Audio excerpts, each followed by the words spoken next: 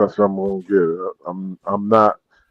Bills fans, I'm not even going to attempt to lie to you. I'm not going to tell you a white lie. I'm not going to tell you a partial lie. The truth is, this was likely the worst season y'all will have in the last 5 years. Shout out the Bills Mafia! It's not outside! It's not outside! Yeah, we the Buffalo Bills. Yeah, we the Buffalo Bills. You better know that. Look how we throwing and catching, cause we are unstoppable, yeah. You better know that. Look how we running and hitting, cause we are unstoppable, yeah. Reppin' the Mafia, yeah.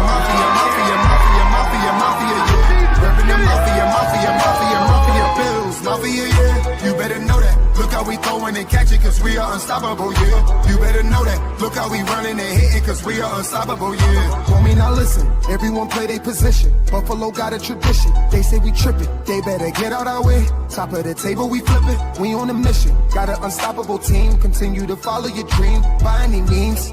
Buffalo, get in the Super Bowl ring. Cause we the Buffalo Bills. Yeah, we the Buffalo Bills. You better know that. Look how we throwing and catching, cause we are unstoppable, yeah. You better know that. Look how we running and hitting, cause we are unstoppable, yeah. Reppin' the Mafia, yeah. Reppin' the Mafia, Bills, Mafia, yeah. You better know that. Look how we throwing and catching, cause we are unstoppable, yeah. You better know that. Look how we running and hitting, cause we are unstoppable, yeah. Mafia up in your city, time to get gritty. Screaming and yelling, we bugging. Look at the red and blue. This is an MVP year for Josh Allen. As an MVP voter, I said this last week. Josh Allen, he looks like an MVP. When you vote for MVP, and I can speak for myself, I think I'm one of 50 voters, you look at a couple things. Who's the best team in football? Who's the best player on that team in football? What do they look like as the best player on that team in football? And how much talent is around that best player on that best team in football? Cause we the Buffalo Bills. Yeah, we the Buffalo.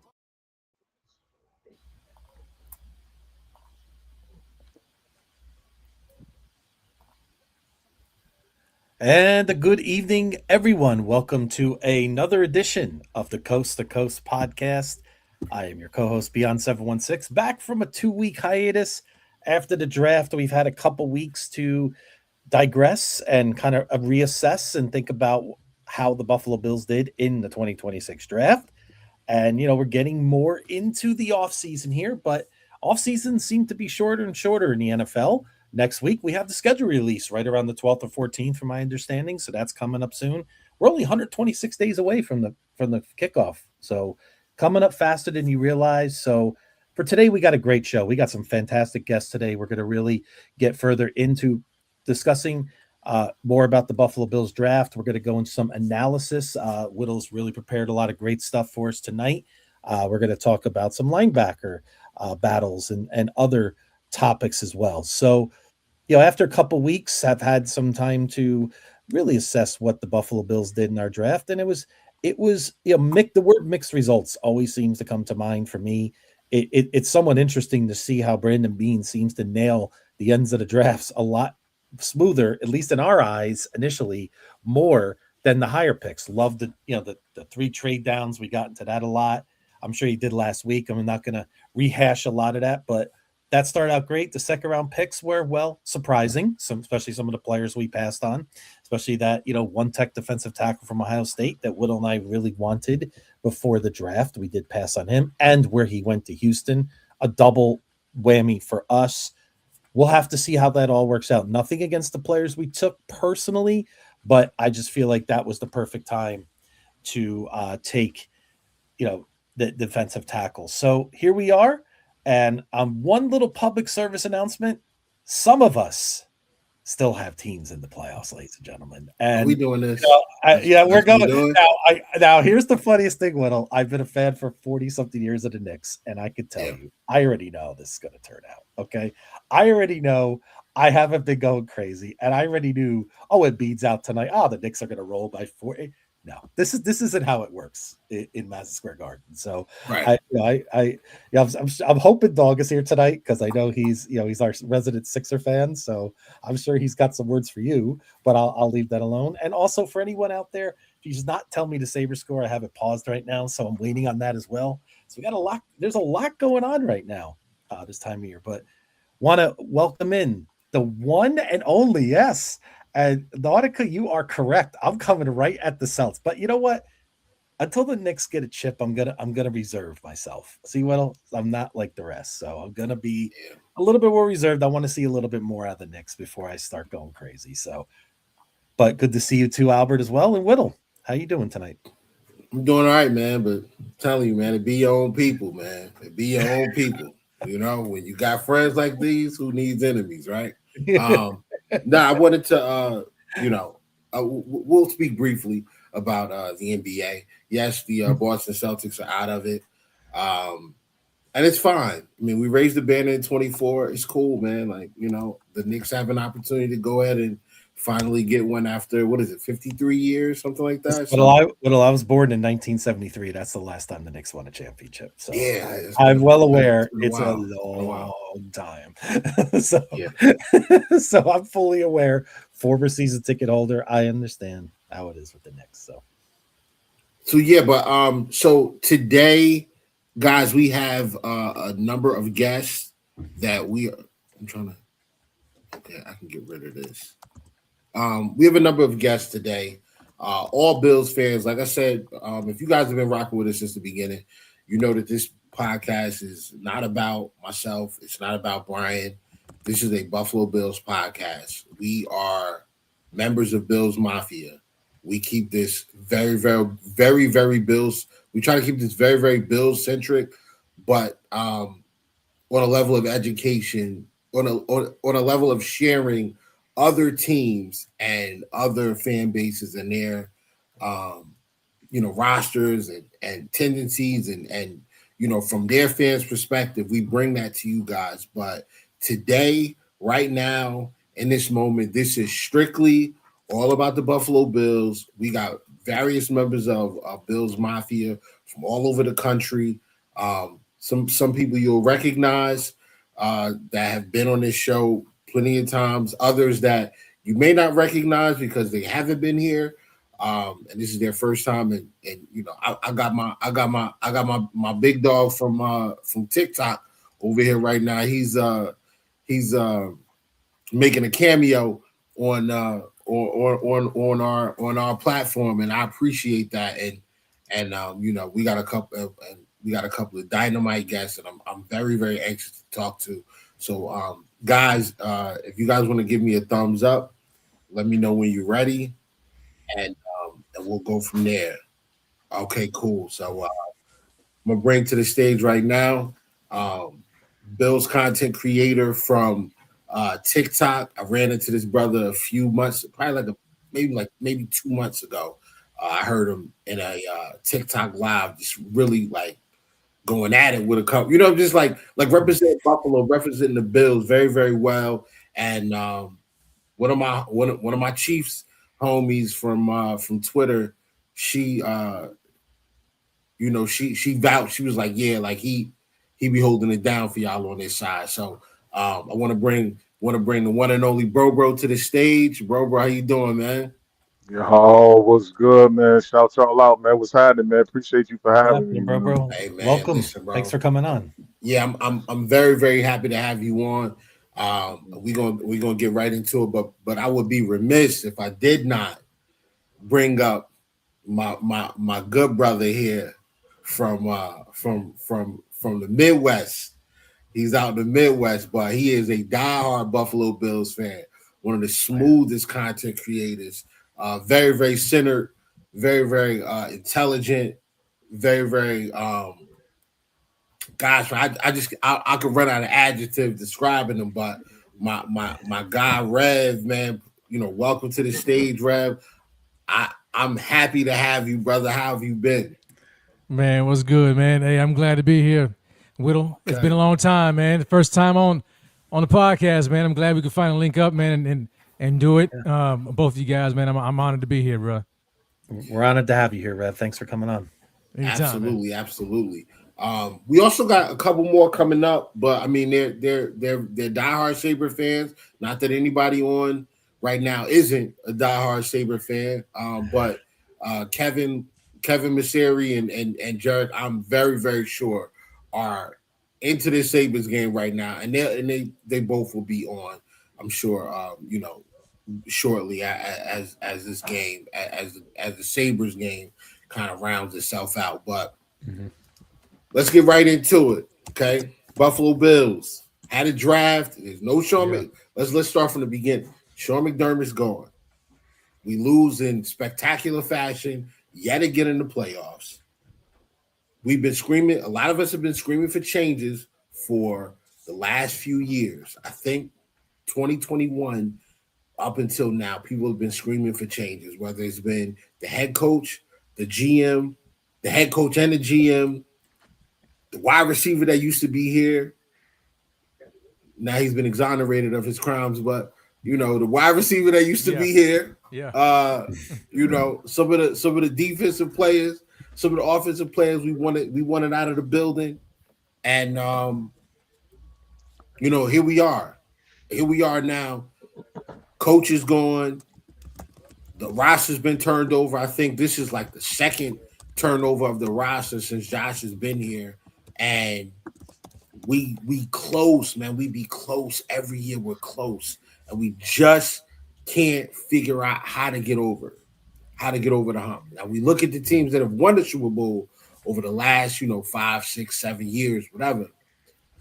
Those defenses have stood out. Every single one of them. We can go back to, except for the Chiefs. Like the Chiefs had 1 year where they just offensively they were crazy. Yeah. They were just crazy. But Tampa Bay, when they won, that defense, man, it was the defense. Offense was good, but that defense locked in like around like week 7 or 8 of that season, and they just went on a run, and they didn't stop until they raised the trophy. After that, the Chiefs won, and they won 3 Super Bowls. In 2 of those years, they had a top 5 defense. I mean, you got an All-Pro at Chris Jones, you had an All-Pro at Tyrann Mathieu, you had an All-Pro at with Trent McDuffie. You had an eraser at corner that you could line up anywhere in L'Jarius Sneed before he got hurt. And then you had, you obviously got Patrick Mahomes, Travis Kelce, and Tyreek Hill. Like, I mean, they just weapons on top of weapons. Andy Reid, Spagnola, like they just had it all, man. Great kicker. Then you go to the Rams, right? They trade for Matthew Stafford. They bring in OBJ. You got Cooper Kupp, the triple crown winner. Then on that defensive line, you got Floyd, right? You got Von Miller. You got Aaron Donald. Like that's 2 Hall of Famers right there, man. And Leonard Floyd was one of the ones double-digit sacks a couple years down there. So I mean, like those defenses. Then in the secondary, you got the safety. I think it was Weddle, right? Weddle was the safety. Eric Weddle? Yep. Eric Weddle at safety. You got Jalen Ramsey at corner. So you got studs all over the place on defense, and the defense playing studly, right? They coming up with big stops. They making plays. They getting those guys over the hump. Matthew Stafford turns the ball over. They get the stop. They get the offense the ball back, and they win games. They go on and they win a Super Bowl, right? Then Seattle Seahawks, Seattle Seahawks, and the Philadelphia Eagles. I'm speaking that into existence. The Super yes, they bring him back. Bring him back. They got to come back. Man. They got to come back. But I don't want to get on this NBA. My team is home, man. But whatever. But but we talk about the Seahawks and the Eagles, and the offenses. They do a lot of things, and they wow you. AJ Brown and JSN and Saquon and Kenneth Walker and the quarterbacks and all this. But those defenses, bro, I mean, that defensive line rotation for both of those teams was crazy, man. Seattle, Leonard Williams, Boye Mafe, Derek Hall, what's the kid that came, Byron Murphy that came out of Texas. I mean, they got guys on top of guys over there. Then with the Eagles, you got Jordan Davis and Jalen Carter and Graham and Reddick, and they had just guys on top of guys on top of guys. The Nolan Williams. Smith kid, the speed, the guy that ran like a 4.38 or 4.39 as a defensive end, like so all of these teams have that, and the Bills are consistently missing that. We get into the playoffs, no matter what the defense is ranked in the regular season, they're giving up close to 10 points extra in the playoffs. So how do we stop that? Got a defensive head coach. They get him out of there. He's gone. Bring in Jim Leonard. We're talking about scheme change. We're talking about changing the type of personnel we have out there, changing the style of defense that we're gonna have. We're no longer gonna be a bend but don't break. We're no longer gonna be a coverage-based defense. We're gonna heat these guys up. So that takes us to the draft. Mm-hmm. So the draft came day one. I thought Bean was a genius. Everybody that's watched this pod, y'all know how me and Brian think, or how me and Beyond think. But I got these brothers up here, and we're gonna start with Rev. Rev, talk to me about the draft, bro. How did you feel, and what pick stood out to you? And just give me your synopsis on the draft. Yeah. So for me, when it came to the draft, I actually picked the T.J. Parker pick, man. I knew they liked him from a while back, and so when I looked at the team and I seen the holes that they had, and really when you think about the Bills, there's not really a whole lot of holes, but they just need better players at certain spots. And I know there was a lot of people talking about, hey, the Bills need to get offense. We need another receiver. We need this and we need that. And they give Josh some more weapons. At the end of the day, they averaging 30 points a game. Whenever they get in the playoffs, there's one main problem. It's always been the same problem every year, year after year after year after year, except for that Bengals game. It's the defense, man. It's always been the defense. And I knew that they had to address this defense, especially with the scheme change, and you got Jim Leonard and 3-4, yada, yada, yada. And so I was anticipating that. But we can talk about defense, and it can be really broad. But when you look at it specifically, though, when you really take it to a macro level and you look at, all right, so what specifically was the cause to the Bills, not really getting over that hump in the playoffs the past several years defensively? It's been the lack of pass rush. There has been next to zero pass rush every single year. They went out last year and got Joey Bosa because they hoped that he was going to improve the pass rush. He did okay during the regular season, but where was he in the playoffs? Nowhere. They couldn't get to Bo Nix to save the life. Nothing. You can go back to the previous years. I mean, going against Pat Mahomes and trying to get him, they couldn't get him to the ground. They couldn't get him. And so they've always been trying to address the pass rush, but they could never be successful at it. And so this year they go in and they look at, all right, we're gonna make some trade downs, and I actually thought they would be comfortable at 26 and getting T.J. Parker if they didn't find a partner. But they ended up trading back 3 times. Here they are, top of the second round, and they get T.J. Parker from Clemson. And a lot of people were like, yo, the Bills need to get this speed, bendy edge rusher, and I get it. But when you look at it, T.J. Parker to me is almost like a Bradley Chubb light, you know what I'm saying? But it's a younger version of him, and he's a 3-down player. He can play against the run. He's got some advanced pass rush moves for a rookie, especially when you compare what he's got, in his tool belt to Greg Rousseau, who just is really just a bull rusher, and that's all he has, and he's okay with that. If it wasn't for his length, he would probably be not that good. But anyway, so I actually like the T.J. Parker pick. I felt like they needed to address pass rush. And I get it. I know a lot of people were like, yo, they need to get this one tech. For months, there was this whole this conversation about one tech and Whittle. I mean, I was on X with you, when the whole Dexter Lawrence talk was getting heated up. And I'm like, yo, now if you can get that brother, he's different. But in this draft, I just didn't really feel like, and then when I started looking at what Jim Leonard does defensively, I didn't think getting a 2-down, 2-gapping nose tackle was what they needed, especially drafting at, in the first round or top of the second round. I just didn't feel like they would get enough usage out of them. And so I'm like, they need to get pass rush somehow, some way. You lose, Joey Bosa's gone. You don't have A.J. Epinesa. So all you have is Greg Rousseau. Now he's moving to a stand-up outside linebacker. And then you got Bradley Chubb, who's 30 now. You have Michael Hoyt you're still waiting on to recover from injury. There is no real answer depth-wise at the pass rush position. And I'm looking at TJ Parker, and I'm like, yo, you can plug and play that guy right now, day one, and he can get in that rotation. He's going to see a lot of time. So I love that pick.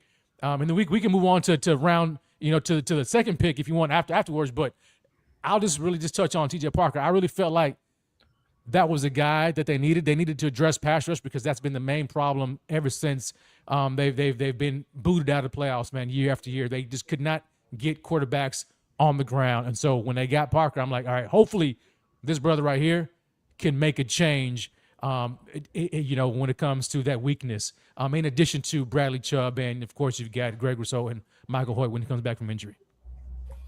Yeah, I'm glad you brought that up about T.J. Parker and him being basically a clone of Bradley Chubb, because we talked about that last week. How most of these draft picks resemble somebody that's already on the roster.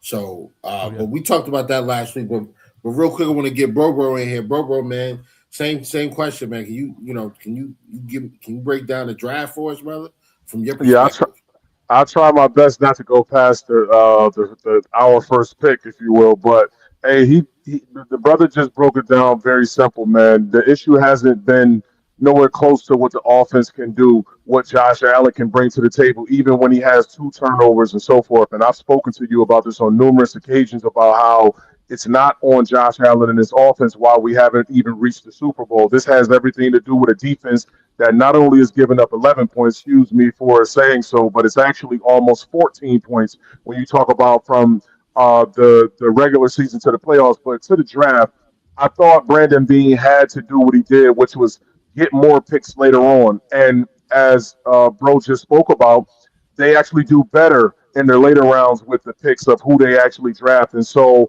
to have this type of draft with talent, as we saw in these later rounds in the third and fourth round, my favorite players are in those rounds. Well, I love the TJ Parker pick. I love the motor of him. I've watched the tape.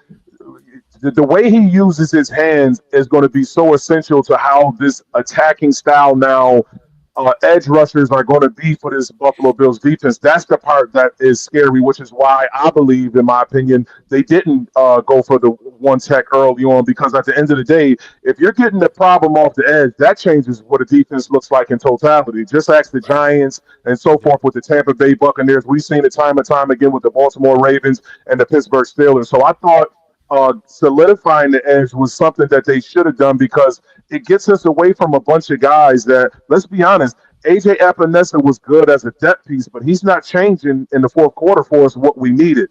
And now you add a Bradley Chubb to a TJ Parker to a Gregory Rousseau. Now you start to look like, oh, now I got multiple guys that I can send towards you. One of the things that I thought why people I don't think is taking into consideration how good this Bills defense can be. The best of Bills to me last year, it wasn't in the playoffs at all. It was actually against the Kansas City Chiefs. Now, people are going to use that game and say, well, the Kansas City Chiefs weren't the Kansas City Chiefs. It's not the point. Michael Hoyt, along with Deion Walker, along with the mixture of a guy in Ed Oliver, we haven't seen that combination in an abundance. Let's see what that looks like with those edge guys. Now those linebackers that we just drafted in these later rounds actually look better, because they're not getting beat up by these big old guards that's coming and pulling and taking them out of plays, which is the problem with our little small linebackers, if you will. I'm sorry, it just is what it is. We needed dogs to be at linebacker. And so I love this draft. I think that for me, if the Buffalo Bills can solidify on the field what they put on paper right now, I think we're finally going to have a year, man, that we can finally say, God, good damn it. Excuse my language, man. Enough is enough. We finally got it done, man. That's my opinion. Man, I couldn't agree more, man.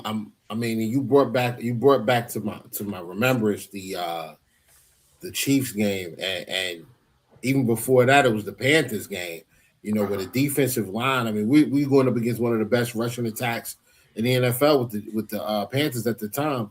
We bottled them up, man. I don't know if they had 70 yards rushing that game. I mean, we really bottled them up. And then just against the Chiefs, it was organized chaos the way that they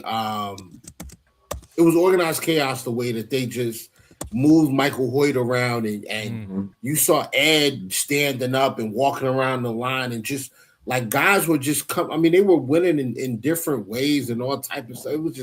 It was beautiful to watch, man. And we have not seen that because prior to last season, it was really kind of static with the way we were rushing. Outside, I think 2023, McDermott kind of got in his bag a little bit with sending some exotic blitz packages and kind of moving the linebackers around and sending safeties and dropping linebackers and even at times defensive ends into coverage a little bit. Just I thought McDermott was really in his bag in 2023 with the defense, but we didn't see it again. So what I saw last year early on, man, with Michael Hoyt, it felt like this was exactly what we needed to do in order to get over the hump, and then to lose Michael Hoyt in that Chiefs game just kind of really sunk. I think that really kind of killed the plan or what McDermott was planning on doing, and ultimately, you know what, man? I mean, it cost him his job. He just adjusted too late. Yeah, I don't know. I don't know if people understand this part about Sean McDermott. With some of us who felt that he shouldn't have been let go or that we needed to do this one more time.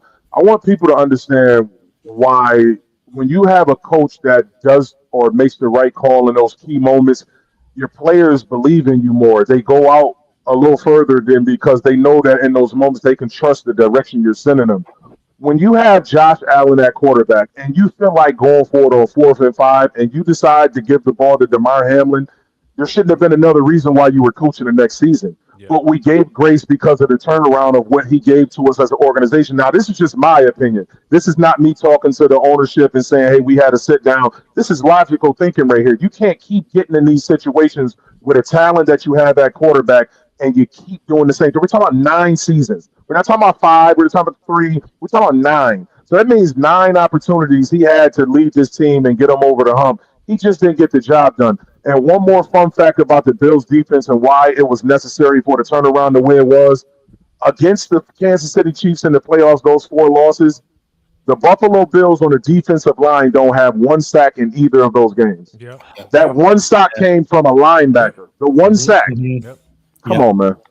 Brobo, Not a you're single sack, Brobo, you're yeah. exactly right. And we've always had a few things that have been the issues, right? Why I think McDermott has been here. Like you mentioned, 2023. The Bills were really our entire linebacking room was out. We had to call AJ Klein to come off his vacation to come play. Then we had the whole DeMar Hamlin thing the year before. That was unprecedented. We understand. And then in 24, we got more pressure. We got better pressure on Mahomes than the Eagles did, but the back end of our defense failed. It was always something, right? Bro, and at least to your point, when do we stop? We look at all these different reasons, and he's had multiple chances. McDermott did an excellent job, but I think it was time. I think the Bills had to do this. And again, it doesn't mean it doesn't mean he's a bad coach. It doesn't mean he wasn't very successful, but the time was now. We have to stop saying, "Oh, it was just this or was that." Other teams get over those issues. Kansas City's had guys out and things like that. So, and I agree. Yeah, great, Burrow. You're cooking right now. You're both are cooking. So I just want to just wanted to interject that, but I just wanted to back up your point. Yeah. And to hit on his point, I mean, going back even last year against the Broncos, man, like how many times have we seen Sean McDermott in these pressure cooker moments get very conservative and get on the fence and allow these teams to really just do whatever they want to. I mean, there was a I can't remember the exact 3rd and long it was, and here we go. I mean, like a few years ago, we're talking about this against the Bengals, like the same thing, like we're playing off coverage on like 3rd and 9, 30, 11, and it's a first down conversion. And I'm like, bro, like how many times are we going to see this same thing over and over again in these high pressure moments where Sean McDermott doesn't send the house, he doesn't get aggressive, he gets conservative, and he thinks that, hey, we can just bend but don't break. We just hold him we'll hold him to a field goal or something like that. And like, no, I think this is why they needed to make this change, because when you've got a guy like Jim Leonard now in this 3-4 defense, he's attack mode, man. He's not going to sit there and take all these punches he's going to attack you. And I think that's the main difference here with this defense and the direction it's going, is that they're no longer going to sit here and play bend but don't break. Now they're going to force the issue to these offenses and get after them with a high rate of pressure, which we know Jim Leonard, he's known for a high rate of pressure. And so that's something that we're going to see a lot this year, which is, to me, it gives me a reason for excitement going forward. Oh, absolutely, absolutely. And another thing with Jim Leonard's defense is, if you go and look, I was like you guys. I was upset about not going to get Caden McDonald. Always felt like the one of the problems with our inability to stop the run was we never had anybody in the middle to keep the interior offensive line guys from getting to the second level. And once they get to the second level, we running out there with 6'1", 225-pound linebackers. I mean, them boys is getting ate up. They're getting ate up by guards and centers coming off a combo block. So I thought that adding a 320, 330-pound, run stuff and defensive tackle was the way to go. But then I had to go into the film and listen. The answers are in the film. You look at the defense. Look at the defense the Broncos play. They don't have a problem stopping the run. Do they get gashed from time to time? Yes. They got ate up a couple of times by the Chargers, and they've given up some big gains here and there. But for the most part, they do a great job at stopping the run. And the way they do that is with alignment and sending guys to every single run lane. They put a guy in every single gap. Yep. So now you're running your ball carrier. He's got to make a quick decision, and he's got to make it immediately, because there are multiple guys coming. And a lot of times what they do in Denver is they use angles instead of just pure strength. They use angles and speed to get to where they got to get. And that ends up disrupting run plays. So I gotta give what we have on this roster an opportunity. I'm a big Deion Walker fan. Y'all know that. Rev, y'all know that. Yeah. I was telling y'all about Deion Walker the summer before his last year in college, and I'm like, listen, this kid out of Kentucky is a monster, and we need him on this team. I prayed that we drafted him and we got him. I also prayed for Keon Coleman. So that tells you too. Don't always the story is meant to be told. And don't always trust my judgment. And God is hearing me, because I done prayed for two players. Clearly. Yeah. All right. So but then I prayed for Antonio Williams this year and we ain't get him. So it is what it is. But look, I'm gonna transition this a little bit to now that we've gotten you guys' opinion on how the draft went. We're gonna go pick from pick, and you guys tell me what you think. What you think of the player? What would you give the Bills? What letter grade would you give the Bills for that pick? So first one we're gonna go with, and man, like I brought this, like I gotta find it, because I brought a where is it? All right, I think that's Jude, Skylar, TJ. All right, TJ Parker. When you and listen, Rev, when you brought up the Chubb comp, they are mirror images, brother. Yep, mirror images. 6'3", around 260, 270. Big guys with decent arm length, not overly fast, but just really technically sound. And I'm trying to load this, bro. Sabres done. Sorry. TJ Parker videos I'm gonna put up here. Oh, here they go. Perfect. This is. I'll make sure I get the right one, bro. All right, we're gonna go with this one first. That's the power. Speed to power. Yep. And again, it's his hand movement. If you look at his technique of what he does with his hands, he doesn't waste his movements.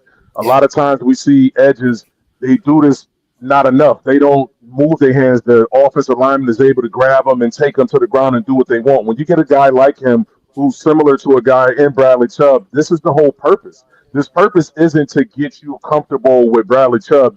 The purpose is to have multiple guys that can do what Bradley Chubb could potentially do, and that's what T.J. Parker is. This is why it's so perfect of a pick. And let's not forget, the good thing about it is he's not asked to be the true one guy because that's Gregory Russo's role right now. We don't even need him to be that one guy. Now he doesn't have that worry. And I'm going to tell Bills fans this: while everybody's talking about what veterans we should bring in, there are going to be a lot more veterans out there. I'm telling you, Von Miller's going to be back in Buffalo. You don't have to worry about him taking over the roster and dealing with the defense, but having that in the locker room and giving this kid these tools that he's dealt with, that was the purpose the last time. I just think it was too much money, if you will. It didn't work out that time, but I really think that's happening too. I apologize if I'm going too far, but I'm feeling that in that mode right now, man. So shout out to Von Miller, man. Oh, nah, bro. Listen, man. Yo. It's not one of them. Listen, bro. I don't. This ain't one of them type of shows, man. This is a show for the people. This ain't. That's right. Tripping nothing like that, man. Like honestly, we've had guests up here where I'll just sit and listen for 30 minutes. And we've had high school and college coaches come up here and talk.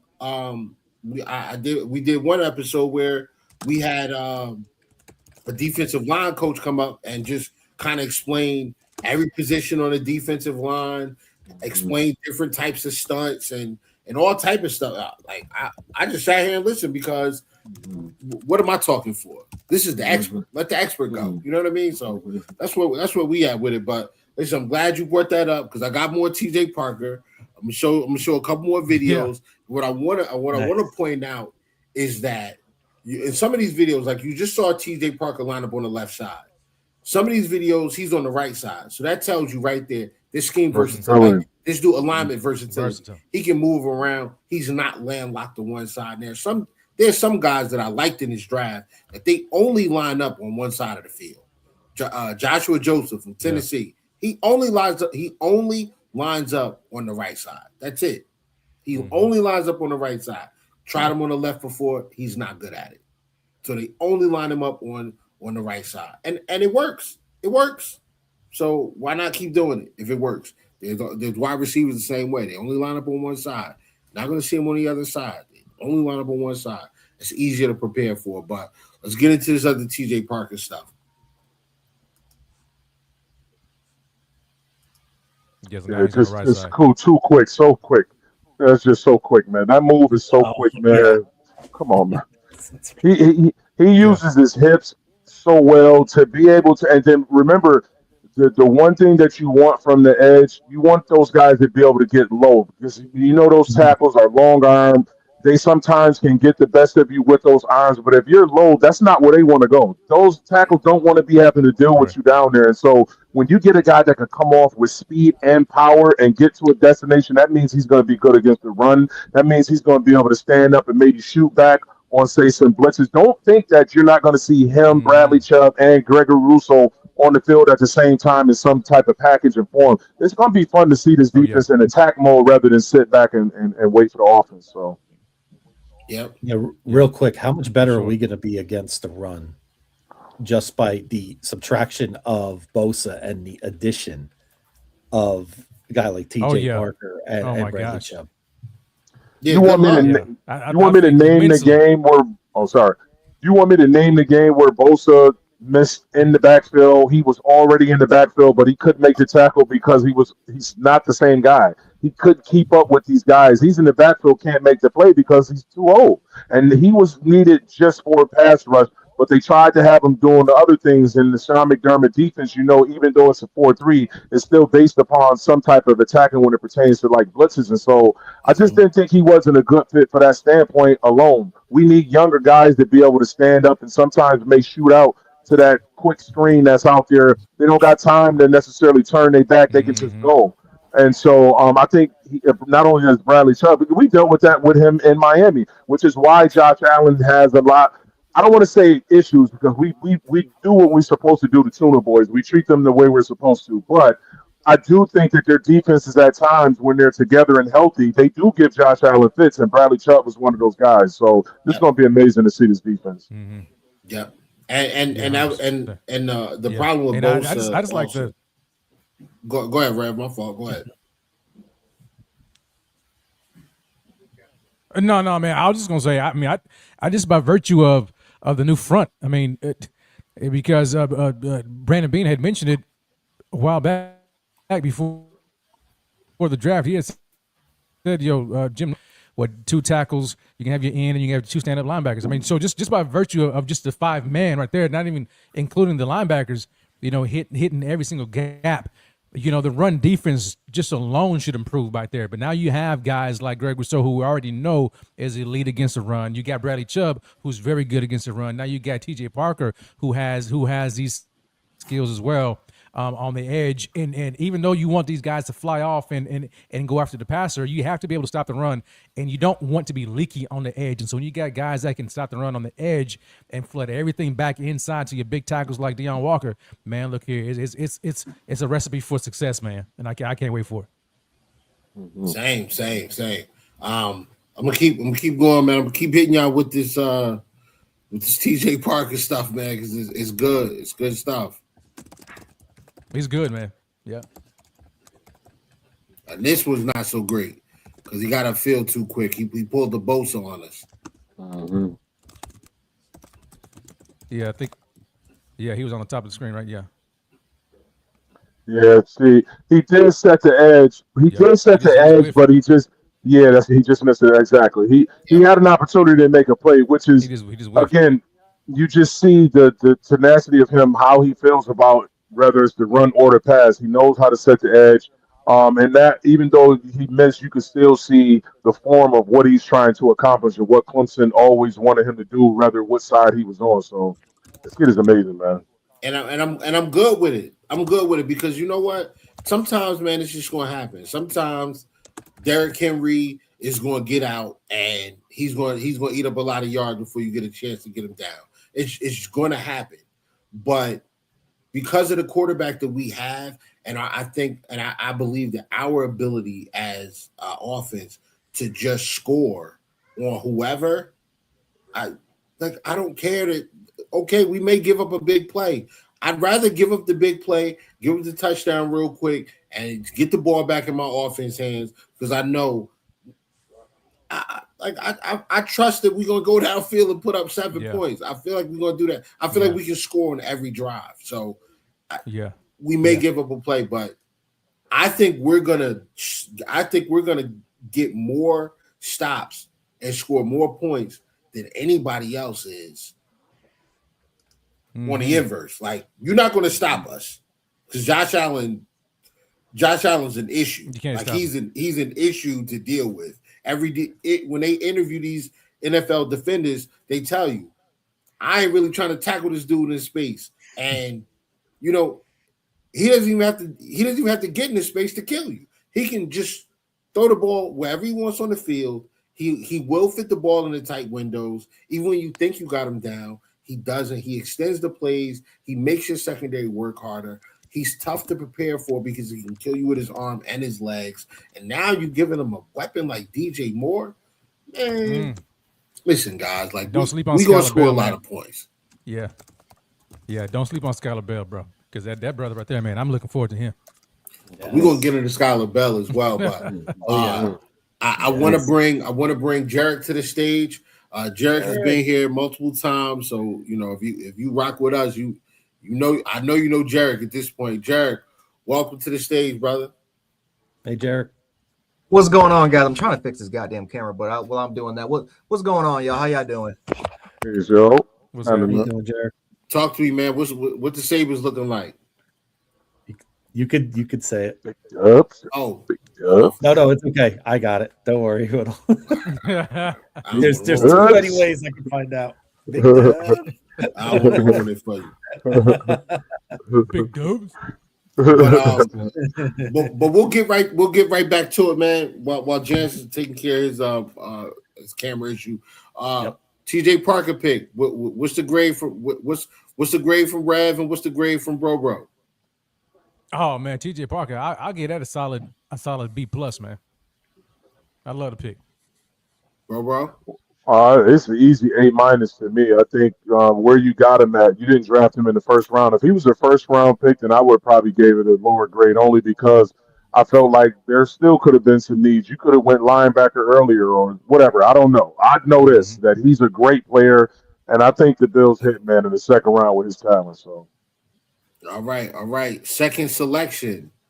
Davison Igbinosun, cornerback out of the Ohio State University. We traded up back into the second round from the fourth round, I believe, to But we used the third and the fourth to get back into the second to get this young man. I've already spoken my piece on this. We led with Rev last time. We're gonna go with you, bro, and then we're gonna get to Rev, and then we'll end off with Jared on the Igbinosun pick. What do y'all think? So at first I was a little teed off because I felt like if you were going to go and potentially gamble on a player at that position, then you could have did that a little earlier. But after seeing the rest of the draft, I understood why he also did it as well because when you look at the tape with him, the previous year, obviously he led college with penalties when it pertained to a cornerback and his antsy hands grabbing whatever the hell he felt like he needed to do at that time. Well, what he also did was the following year he cleaned that up, and instead of it being 14, 15 penalties, he broke it down to about two or three. And so what that shows is that he can be coached. You can talk to this kid and say, "Hey, listen, man, keep your hands off him, get in better position, and do it." And oh, by the way, he comes from a college that is known for producing what cornerbacks. So I think Brandon Bean has whiffed on a couple corners. That can be fair, but I also think that some of those guys really weren't putting in the effort. If I could be honest about their production and getting those opportunities and stepping up to the plate to have the opportunity. If you look at all the corners that the Bills draft, those guys get playing time. So I think he's one that he fits what they're trying to do with the secondary. Obviously, we're going to get into those things later on, but what the secondary is forming into, having depth there as well, instead of having to depend on DeMar Hamlin actually being the starter this upcoming season, I love the fact that they have somebody that is physical and potentially, and he has great speed. So that is a plus for me with the cornerback being drafted. Okay. Yeah, and just to echo, man, bro, like when the pick came out, like I understood the reason why they went corner. Now in the back of my mind, I was still trying to think, okay, I wonder if at some point here in this draft they're gonna get a one tech as well. I thought they were gonna get one, maybe if not the second round, maybe not the second round, but if not the third round, maybe a little bit later. But so that's kind of what I was thinking. But when they went cornerback, I was like, yo, corner is a sneaky need for this team. Now, I don't know a whole lot about Igbinosun, and so I'm not going to pretend like I do. But when you look at his size and you look at what he offers, it makes a lot of sense. And you can kind of see Jim Leonard is really forming this defense into his image. You've got guys when I think of the Denver Broncos, man, you got Patrick Surtain, you got these big long cornerbacks, and granted now Igbinosun is not big in terms of weight, but he is long and he's got speed, and so you want those kind of guys on the boundary, you know what I'm saying? And he's a press man cornerback too, so that way you can see the shift that we're going to see here under Jim Leonard. And so I like that because when I look at Maxwell Hairston, of course we didn't get a chance to see him a whole lot last year due to injury, and we got Trey Davis White going in and stepping up and playing well. And so there's still some question mark with Max Hairston. And so there was a need to go ahead and add a cornerback. But when you think about the depth piece, though, and I know a lot of people, this was like a lot of heat coming from Bills Mafia about, why are we spending why are we trading up for a depth cornerback piece? Well, first of all, when your team is as good as the Bills are, it's going to be hard to crack the starting lineup. So, like, when they go into these drafts, you're really drafting to find maybe one or two specific holes that can start, but other than that, you're trying to beef up the level of your depth. And so when you look at the cornerback position in the playoffs, we've had to see we had Christian Benford's going to miss him a few games. Trey Davis White had to go in there and play last year, and because Max Harrison got injured, and my man talked about we talked about the safety position. You don't want to go into a situation again like they did last year against the Broncos, where you're having to put out Darnell Savage and my man from Pittsburgh. What was his name, man? Oh God, Dane! Come Jackson, on, man, Dane bro. Jackson. Oh my Dane God. You don't want. I think that haunted Brandon Beam. Like, you don't want to have to trot them guys out again. So I'm okay with trading up to get you a guy like that that's proven to be coachable. He's got the speed. He's got the athleticism. He got what you want. And you can increase the level of your depth, because at some point in the regular season or maybe in the playoffs, you're going to have to depend on these guys, because somebody's going to get hurt, and you want your depth not to have to be a guy like Dane Jackson that you have to rely on when you're playing against Patrick Mahomes or whoever else, or Joe Burrow maybe getting in, or whatever the case may be, man. So though I was still expecting defensive tackle, I understood the need for the position, and I thought about, like, this is actually a very important need, and I'm glad they addressed it when they did. And if you notice, guys, during this draft, Brandon Beane, I think that their board was set excellently, in my opinion, because it's almost like they started the run on these certain positions like at the top of the draft, like TJ Parker. You already started to see a little bit of a run on edge. But they started it then. When they went up and traded up and got Igbenogson, there went the cornerback. And all of a sudden you start to see multiple cornerbacks being taken in that same round. So they started these runs, and I think they probably got wind, like, hey, man, we need a cornerback. Let's go ahead and get one right now, because we know what our defense wants to be, and I'm not going to have to rely on a guy like Dane Jackson or the bottom tier of my depth, in a playoff situation that could ultimately cost me. Yep. Before Jared, we're gonna get to you, and our final guest of the evening has joined us. Just give me a thumbs up when you're ready. We'll bring you on up, Kevin. All right, let's get our guy Kevin Masiri in, and let me get some of this stuff out of you guys' face. Yeah. All right, this may be the first time we've had a six pack window here, Whittle. This may be a first on our podcast. It's a lot of Bills. It's big Bills energy tonight. It's a lot of Bills knowledge in here. Yes, it sure is. Kevin, how are you, man? How are you? Doing well. How are you guys tonight? That's the bigger question. Doing good, man. Kevin. We're great. Good to see you guys. I'm as good as I can be as with the Celtics no longer in the playoffs, but plus the Knicks won, so that's like even worse. But whatever. Hey, maybe there's somebody here that's happy about that, Will. Maybe one person. It might be. Maybe not. But no, right now, Kevin, we're just going. We're quickly going over the draft, and each individual pick, we're giving it a letter grade, and then we're going to move into how the Buffalo Bills roster post-draft stacks up against the rest of the NFL. And then we'll talk a little bit about the linebackers. Yeah, sounds good. Caleb Elam's Orr versus Dorian Williams. If I can get NFL Pro to pop up. I'm having trouble with that right now, but whatever. All right, Jarek, man, talk to me about IGB. Yeah, IGB is an interesting pick. Like Rev said, I completely understood why they went in that direction. Of course, like I said, if it was up for me personally, I probably would have went in a different direction, but I understood why they did it. I mean, he was, in my opinion, the best corner that was available. If they wanted to find a similar profile like him, they could have chose Will Lee. It's funny enough that the Panthers actually chose Will Lee because the type of that is their type of defensive back, long, tall, very, very athletic, corners. And Igbenogson, I feel like we would have never. If we never would have got him, I think the Panthers would have snagged him up. So that's actually pretty funny that they actually took Will Lee. But listen, it provides a lot more depth, for the most part, and it's he's gonna play. He's gonna get into the rotation. I don't know the exact snap count. I don't think anyone knows the exact snap count. I think we can pretty much have a good idea, but he's going to be a part of the rotation. But he's a different corner. He's a different corner profile compared to what we got in the past. He's a physical press man corner at Ohio State. And the funny part is originally he wasn't really a press man corner. Originally he was a specific zone trail corner coming out of high school. And then, of course, when he went to Jim Knowles for those 2 years at Ohio State transformed him. They got his weight up. He used to be like a slim corner, 165, 170, got his weight up to like around 190 pounds.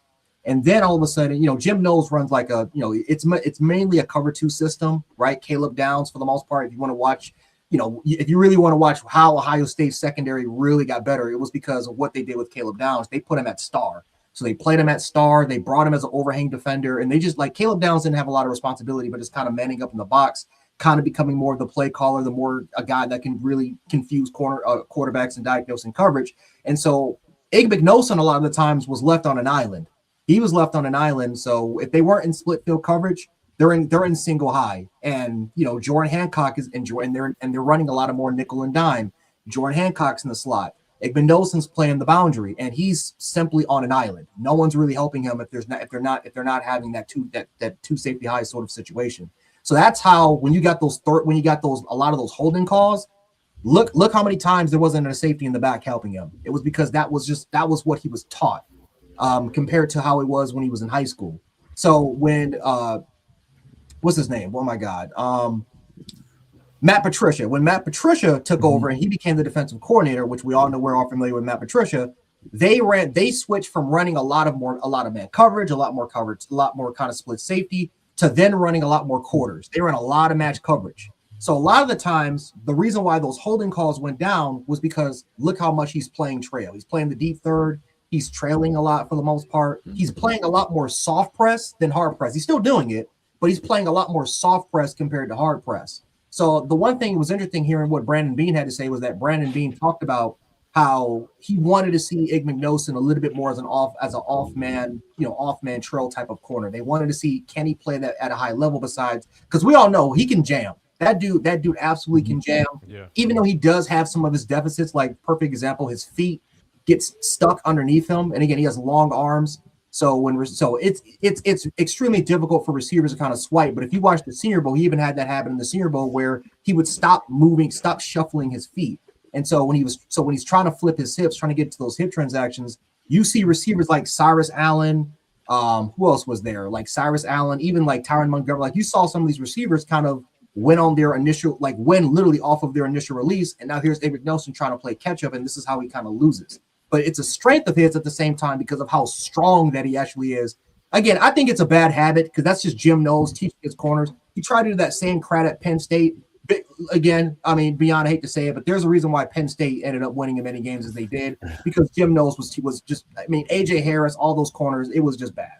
It was a bad situation. So he's an interesting prospect. And so he's a very interesting prospect because if he would have played under my God, I just said it. If he would have played under DC, I forgot what his name is. I just literally just met Patricia. Yeah, if he would have played under Patricia for those 2 years, I think that dude goes in the first round because I saw a lot of improvement from year 1 to year 2, just based off of the type of releases he was going after. Like he would get killed by speed releases. He would get killed by it all the time. Now he doesn't. Now in year 2, he didn't really get killed by diamond releases and speed releases a lot more often. He can play more in tight fronts if you want him to. So you can play him in those tighter alignments. You can play him on the boundary, of course. They even had him sometimes playing as an overhang defender. So he had a little bit more of different alignments. He's just a very interesting cat because we don't really have a corner like him. But for a lot of people are saying that he's just strictly a press man corner. I think he's got the physical intangibles that will make you think so. But I think a perfect example of this is kind of like J.C. Horn, what he was when he was with Carolina, how he was just strictly this press man guy that can play a little bit more soft press and trail with South Carolina. But over time, when he got to the Panthers, he really developed his game a lot. And now all of a sudden, even though he's one of the best man corners in the league, you can make an argument he's a lot better as an off-ball zone corner than what he was as a man, because overall wise, you really, really got to hone down on his instincts and kind of more of his processing ability, which I think Igbenogson does have. So he legit has a first-round body and first-round intangibles physically and mentally. It's just about kind of honing that in and putting that together. So I can see how Brandon Beane, of course, Terrence Gay, Terrence Gray, that's his area. of expertise is the Northeast. He loves Ohio. Like they love Ohio State players. I wouldn't be shocked if we're going to end up getting an Ohio State player for next season. I can pretty much, I can guess, but Jeremiah Smith. Oh, I'll pray for it. I'll pray for it, man. But no, man, we may lose Terrence. Yeah. We may lose him, and if we do lose him, we're gonna get some third round picks. So it is what it is with that. But no, man, he's a good player. I still, if I had to give it a grade, I would still give it a B minus, maybe a B, just because I just didn't like of where we took it, but I understood exactly why we got him and the type of player that he could be, and not in what he could be in about a few years. He could end up being a very, very dangerous player for this team. Yeah. Go ahead, Kevin, and then after Kevin's done, I got a question for the panel in relation to IGB and Maxwell Harrison. But go ahead. I already know you're going. Oh, geez. We'll see where that goes. But, I mean, Igbenogson is a guy that I just didn't think got enough credit for how good he was. I mean, watch his film against Surratt in the postseason and another draft choice. I just think what more of the problem with Igbenogson is people are like, well, we have 2 starters. Like, what's, maybe we needed depth. Obviously, you could get that later in the draft, but the 2 starters are there. They're ready to go. What's the purpose here? Why would we take it with one of our premium picks? I just don't really think they realize how much Jim Leonard rotates his corners and likes to match up with certain styles of offenses. Just pretty frequently, they draft Jahdae Barron. I know that's not technically his defense, but I mean, he did the same thing at Wisconsin. He likes to pro match up. He likes to match up based on what the receiver strengths are. It's no joke that maybe you would see a T. Higgins or Cortland Sutton in that style of receiver, and possibly want a guy like Igbenogson to match up with them. I mean, his film is. I still enjoy his film. I mean, he only allowed 6 catches in the postseason, and he only allowed 40 yards total. He's up there with the lane in terms of his coverage ability. I mean, I tweeted it maybe a week ago now, that he was second in coverage in allowing yards per reception, completion percentage, whatever stat, advanced analytics, whatever stat anyone likes. It looks good. I didn't personally notice the fit off the bat.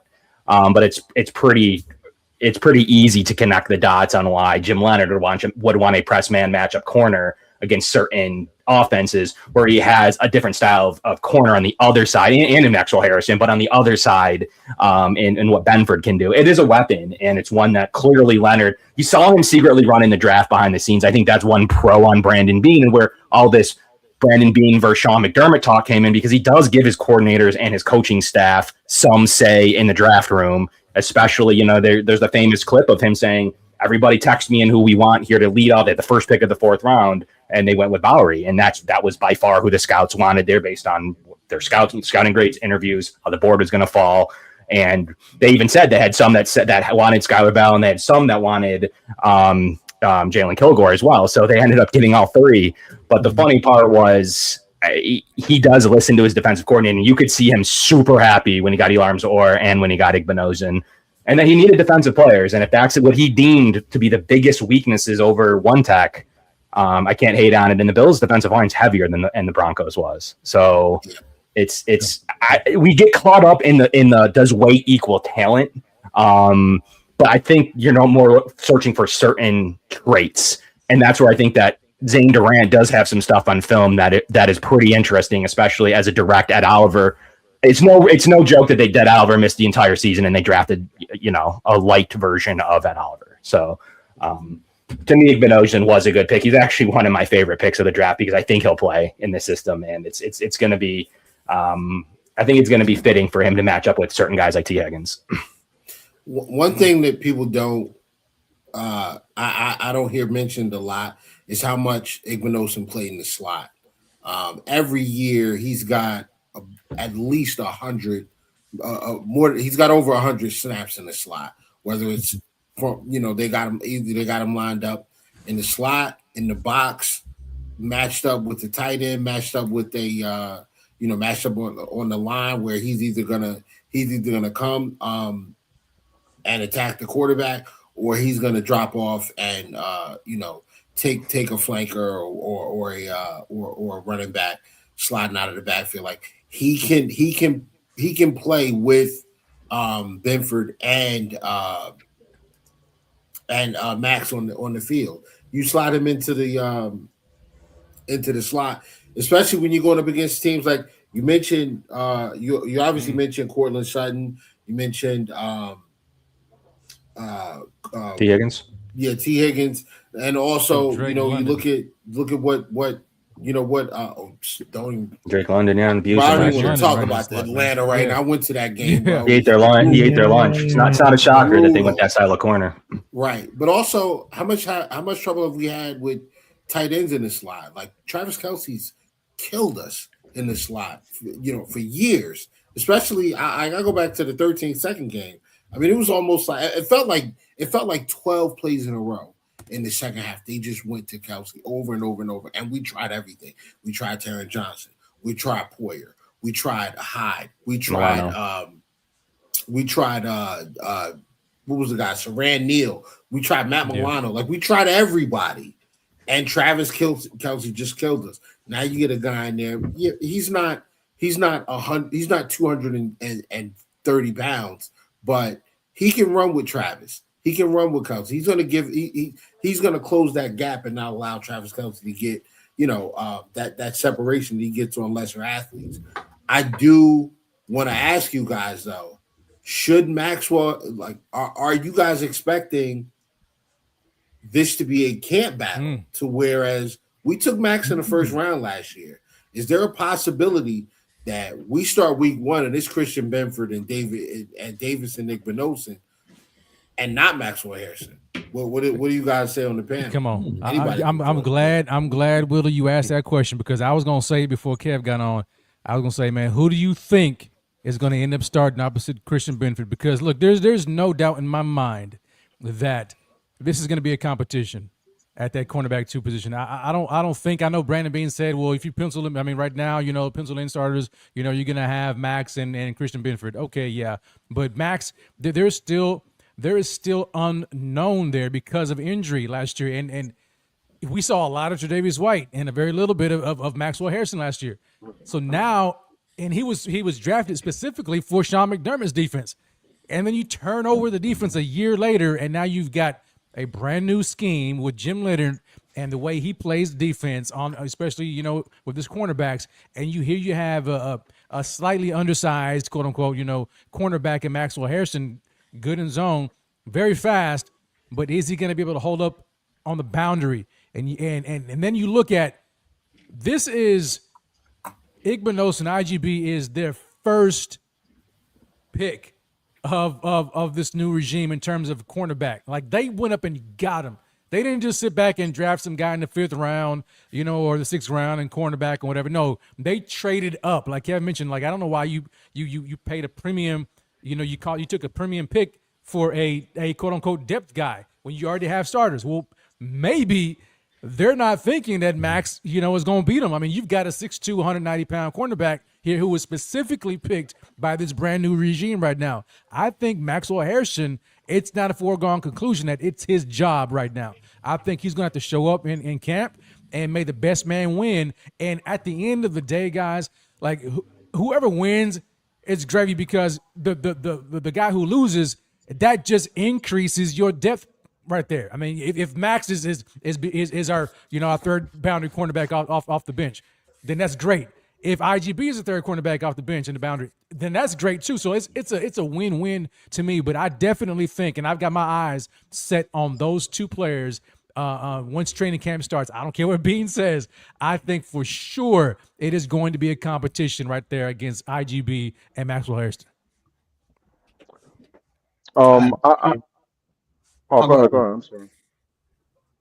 Okay, now I was about to say I have no clue of what's about to happen within camp because I don't I look at the Wisconsin days, I look at the Denver Broncos. There is always that one boundary corner, that one handsy physical boundary corner on a Jim Leonard or wherever Jim Leonard's gone to. With the Broncos, it was Riley Moss and it was Patrick Surtain. At Wisconsin, I'm forgetting the names already. I just had it in my head, but still, like he had a couple of 6'1", 200-pound corners or barely 200-pound corners on those teams. It's interesting because Maxwell Harrison can play man, right? We all know he can play man. He's not a hard press guy. If anything, he's going to play soft press, which is actually pretty funny because they actually drafted Toriano Pride, who's the exact player of Maxwell Hairston. He's the exact type of player. The only difference is Maxwell's like 2 inches taller, but they're literally they're an exact copy and paste sort of type of player. He's got some good film. Yeah, well, Kevin, you know how I feel about Toriano. I think between him and David Nicholson, I think he's the better player. That's just me. I think he's the better player in terms of his ability to process, in terms of his processing ability, especially post-snap wise. I think that is elite. But Davis and McNelson, one thing that he does, and this is an advantage he has over Maxwell Hairston, he's an elite run defender. He can set the edge. It's not going to be easy to block him off because he's got those long arms and because he has very, very strong arm. He has very, very strong hand usage. He can fight off receivers with the chop. With the chop, he has a good swim move, and he can box out certain receivers, for the ability to go ahead and just kind of contain. So at one thing at Ohio State, you're playing around outside the boundary, you gotta stop the run. You have to play if you're not gonna set the edge and play the run, then you can play as a field side corner. But for the most part, you're playing around that boundary. The last 2 years, he has been incredible in the run game. And so that's another thing that Buffalo struggled with last year. Trey White was our best run defender. Well, it was Benford. Benford was the best run defender, but they're looking for more, right? Yeah. That's something that we have got to get better at. Is against the run game, not just that edge, not just at edge, not in the interior, but also at the corner and safety position. We got to get better in the run, especially against outside run plays, stretch plays. Like who can go out there and force running backs to cut back right into the flow of linebackers or other players? That's Ig Nelson. That's what he did at Ohio State. And so this is why you get a 6'2", 200-pound corner that's very, very physical and strong. Let's just send you a clip, Whittle, by the way. He's muted. Yeah, I'm sorry. Yeah. We got killed by outside zone against the Falcons. They just lined up and just ran that over and over and over. And it was really nothing that we could do. They just managed to find some sort of gap, whether that was between the tackle and the tight end or just right off the tight end. They were just getting space and getting out to the second level. And when you do that with a guy like Bijan, it's over. So we definitely didn't do a great job of containing in that game. I could see that being an issue, but I'm gonna go to bro because I talk every week on here. So go ahead, bro. Yep. Well, I was gonna say, man, I don't think it was as bad for Max as some have just given him a lot of terrible grades when you talk about, obviously we can't control injury, right? You go out there to play, you ask these players to give you their all. He's an undersized guy, so that is something that you can be concerned with. But here's what I also paid attention to last year in his rookie season. When he was on the field, if you look at a lot of the routes that he defended, especially up the field, he curled into defense. And when I say he curled into defense, if you look at the post route against, I believe it was the Carolina Panthers, he curled into the defense rather than to taking the defender away and sharply taking the defender away. So a lot of times it was angled that he was just in a bad place at the wrong time, not necessarily that he actually played bad, if that makes sense. And I think Max has the speed to actually be a lot better at attacking the ball, whether it be against the run or whether it be against the pass. And I think that's a good trait that he has, in my opinion, over a guy like Davison, because, hey, he just had his rookie year last year. So I think if he truly wants this number 2 job, it's his for the taking. He has some experience. You can talk about the injury, but what you can also give him to, sometimes these kids need to see it sometimes rather than somebody telling them what's going on. They get to look at it from the sideline and see a different angle. And I think he has that mantra that's going to match what we have in the secondary, as I spoke of earlier, even though we haven't gotten to those free agency signings and so forth. When you mix all those things together, it's not all on that number 2 cornerback to be great. D. Elford, when he's asked to come along and be that third corner, he's going to be there to make plays. This is a guy that made plays for the Atlanta Falcons. So there's a bunch of playmakers that will be on this defense this year, and compared to previous years, that takes a lot of pressure off these corners having to do so much. If this pass rush is as good as we believe it's going to be, that means that secondary looks way better, right? They only have 2.5 seconds to get that ball out of there. Those corners are going to start looking like prime corners, which is why Denver got away with a lot of the things that they did because the pass rush was good enough to come off the edge or up the middle, what have you, and deal with it. And it wasn't that much for the secondary to do. So I think having that depth is truly going to give us an opportunity. God forbid, knock on wood, if something transpires down the road, we're not going to have to go re-sign Dane Jackson and he'll be the number 2 corner and we have to deal with that shit again. Excuse my language. So I love the pick from that standpoint. I love the pick from a guy that is a different cornerback than what we previously drafted. And I think that he can fit this system, especially when you talk about the scheme that the Bills will run. We haven't seen a defense running a 3-4 for the Buffalo Bills in quite some time. And if you look at the rest of the division runs what? A 3-4. So the Buffalo Bills have actually been behind when you talk about catching up to the times. They've been running pretty much the same type of schemes, whether it be through our previous coach or if you go to the older regimes. It's always been the 4-3. It isn't anything changed. And I think this will give us change because we have depth in positions that we didn't have in previous years.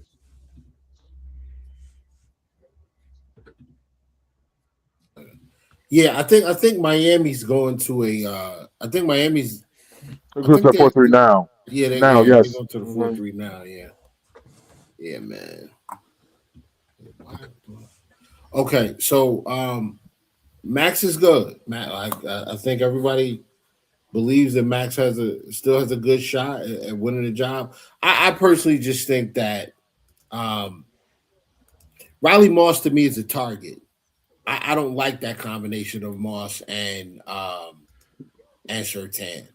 I think that if they had a guy with that type of speed, and again, this is a matchup league, so there are going to be games where we're playing. Like if we play Denver, I don't want IGB on Waddle. I'd rather have Max on Waddle because he can run with Waddle. I'd rather have Max available for and Pride as well. I'd rather have those guys available for a Marvin Mims, Xavier Worthy. I mean, look at what's out there with the Chargers now. Not only do they have Ladd and QJ who runs pretty well, in his own right, but they just picked up Brendan Thompson, who's like an Olympic level like track star. So with Mike McDaniel too. You said what? With Mike McDaniel too. With Mike McDaniel, right? And you know what he did with Tyreek Hill? Like, what did Tyreek have? 1,700 yards, something like that, with Mike McDaniel, and motion-based offense, a much better quarterback. We got to be able to match up in those situations to get not just because you want to be able to play defense against whatever the other team has, but you also want to give your pass rush an opportunity to get home.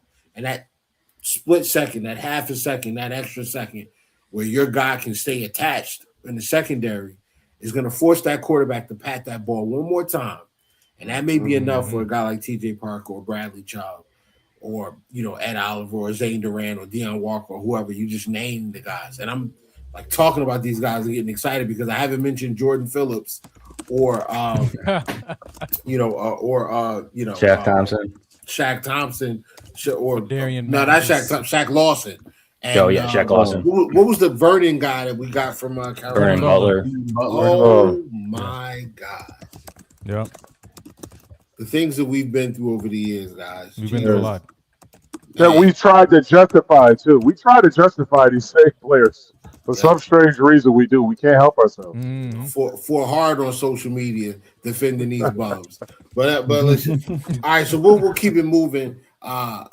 We'll get to the third pick of the draft, which I think might have been a shocker to a lot of people. Jude Bowery. I think I'm saying his name right. Absolutely. Yep. That's right. Okay. Jude Bowery. So I got his Raz up here. Offensive tackle out of Boston College. They are most likely going to move him to guard or give him an opportunity to play guard. The athletic score is very good. The size and weight profile also very good.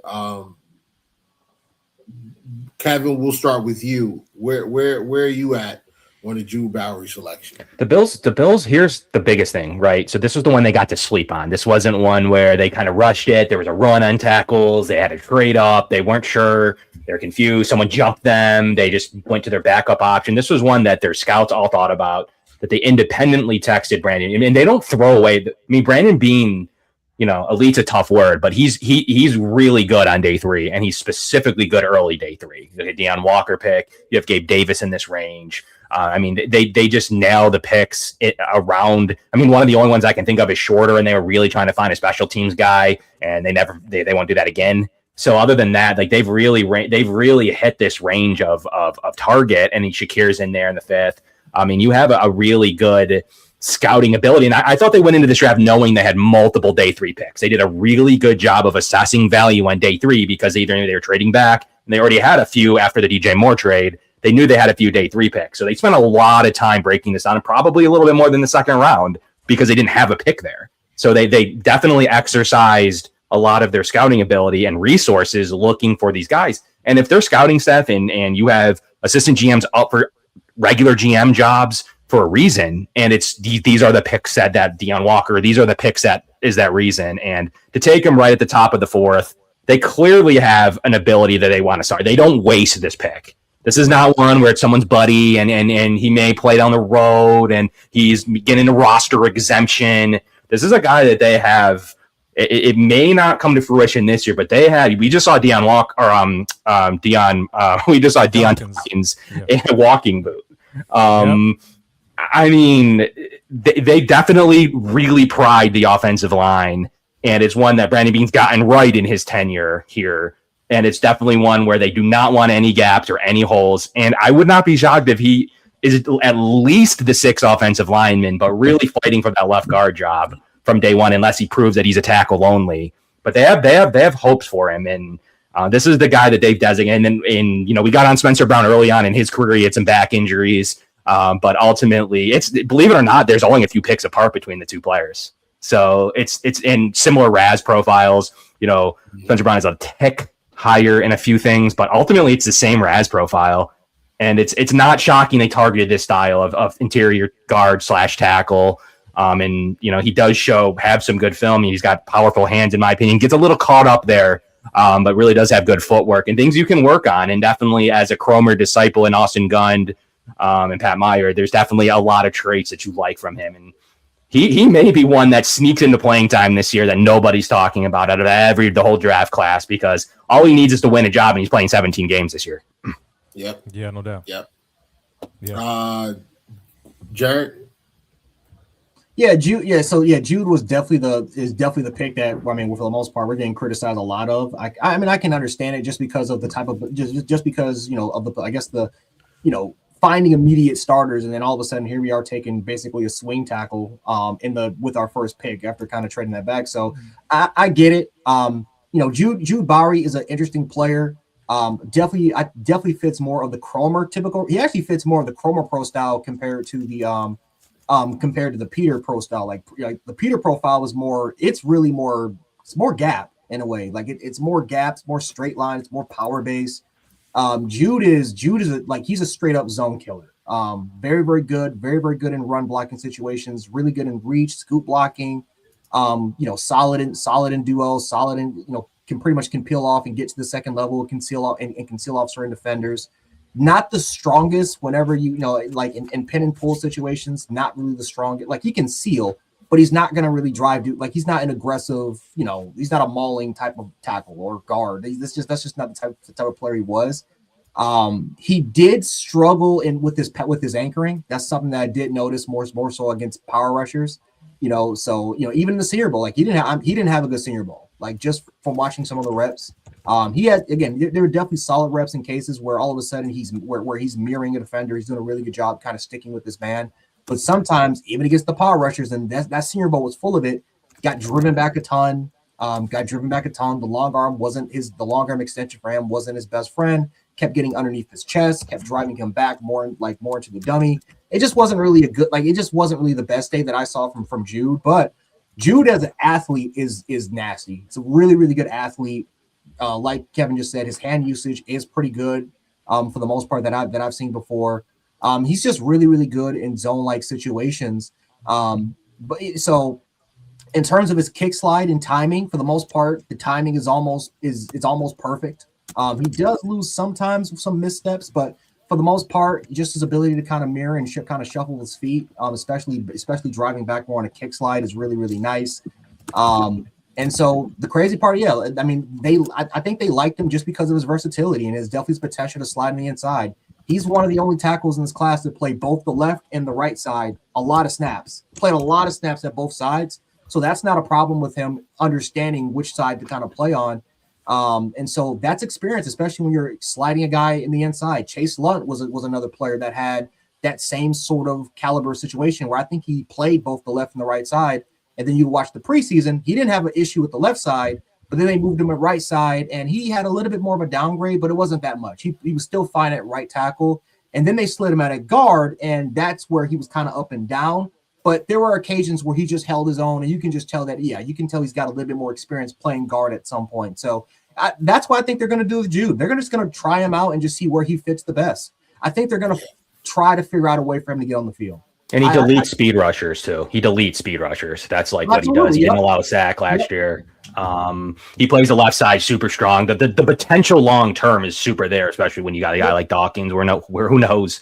But the way he plays the left tackle and probably left guard with that kick slide and I think it was I don't have a stat in front of me. I think 1.2 meters or of speed to get to the second level, and that's evaluated top of the class. So they think that he can get to the second level, and it's definitely the way he deletes those speed rushers in this league it's what they're drafting for there. That's what they're saying. Okay, if he lets something up by anchoring, we'll take it. But he deletes those elite speed rushers, and it could be one of those traits you're chasing in early in the fourth round.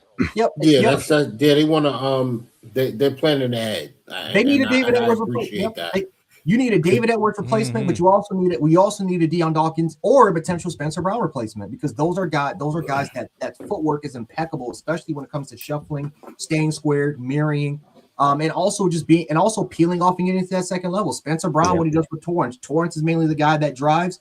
Spencer Brown peels off, gets to the second level, seals it, and so that's why in a lot more of those toss crack plays, zone plays, that's why that works. Jude's got the athleticism, and I think he's got underrated processing ability. Like his ability to kind of like when teams are doing certain stunts or when players are doing certain stunt formations, certain TE stunts, ET stunts, delayed blitzes, he picks them up. Like I don't rarely see mislapses. If anything, there are issues physical wise in terms of handling more power guys, but that's expected. That is kind of be expected. A guy prototypical with that size. And that's why you take him that's why you take a caliber like that. It's like a Bradley Chubb, right? Yep. Yeah. Bro, talk to me. Yeah. Drew Bowery. I mean, I like the pick from the standpoint that, he can do multiple things, but the Bills run a lot of formations with an extra offensive lineman anyway. When you look at why losing Anderson, I don't want to say it hurts us, but it did put a dent in what the Bills like to do. And so if you look at the Deion Dawkins situation in totality, Deion Dawkins next year is going to count a lot of money against the cap. The Bills are going to be almost $40 million over the cap when you talk about next year and what's transpiring. There are going to be some contracts again this year coming up that are not going to be on the roster, which is going to free up some things. But until we get there, you have to put depth pieces in position to make sure that we're just not scratching our heads trying to figure out what we're going to do at left tackle or left guard, like everyone was speaking about. So I like to pick from the standpoint of a future aspect, potential maybe starter. You never know. But also learning from a guy like Deion Dawkins as well. I'm really into, if you notice, I've continued to say that, I'm really into older players or players who have done the job, really transitioning that. And Buffalo hasn't had a problem with that. They don't have a culture. We don't have a culture of guys not wanting to pass along the buck, if you will. And so I like the pick. I want to see it develop down the road, but ultimately it's just a depth piece for me. All right, we're gonna go to Rev, and then we're gonna kind of speed through the rest of these guys. So I do want to get to an overall view of what the roster looks like in comparison to the rest of the NFL. Go ahead, Rev. Yeah, you guys have said it all, but I mean, I just go back to looking at the fact that they lost Ryan Vandermark and they don't have a swing tackle on the roster right now. I mean, you look at Tylen Grable, you look at Travis Clayton. I mean, who do you guys have? Like we don't have anybody. And so the fact that they identified him, and as Kev said, they slept on it, and this was the guy that they identified. I'm cool with it. I mean, and I like them getting ahead of the curve right now because you got a Deion Dawkins who's entering what year, like 32, age 32 right now. And 27 is gonna be 33. That's the final year of his deal. I mean, it's a huge cap hit, dead cap hit of over 13 mil. They're gonna do something with that contract, and Deion Dawkins could be one of those guys where they just say, hey, you know what, after 27 or maybe even next year, they said, hey, we're gonna have to move on, and you got this guy waiting in the wings who is extremely athletic, who's big, who's strong, and developing. Much like when they drafted Deion Dawkins in the second round, and they just kind of let him sit for a year, and then he got the position. So I like it. I like the fact that they're thinking ahead of the game and not trying to scramble when it's too late and like, oh my gosh, we don't have a tackle. What are we going to do? They went ahead and got the guy right now, and so I'm cool with it. All right. Next we'll go into Skylar Bell, and please let's be a little more. Let's just get through. Let's get through the rest of these guys. How do you guys feel about Skylar Bell? We'll start with you, Rav. Yo, Skylar Bell is amazing, man. I love his inside outside versatility. I actually think that he's gonna push Joshua Palmer, man. And I think that he could be the future guy. Like they may get rid of Palmer after a year, and you can just plug Skylar Bell right there. It's gonna free up Shakir to do more things than just sit there and be a bona fide wide receiver screen guy. So I actually love that pick. I'm glad they went ahead and got him, and I'm just excited to see what they're gonna do with him. All right, Bro, you with us? Well, you gotta come. No, yes, sir. I'm here. Okay, So, Bro, talk to me about Skylar Bell, man.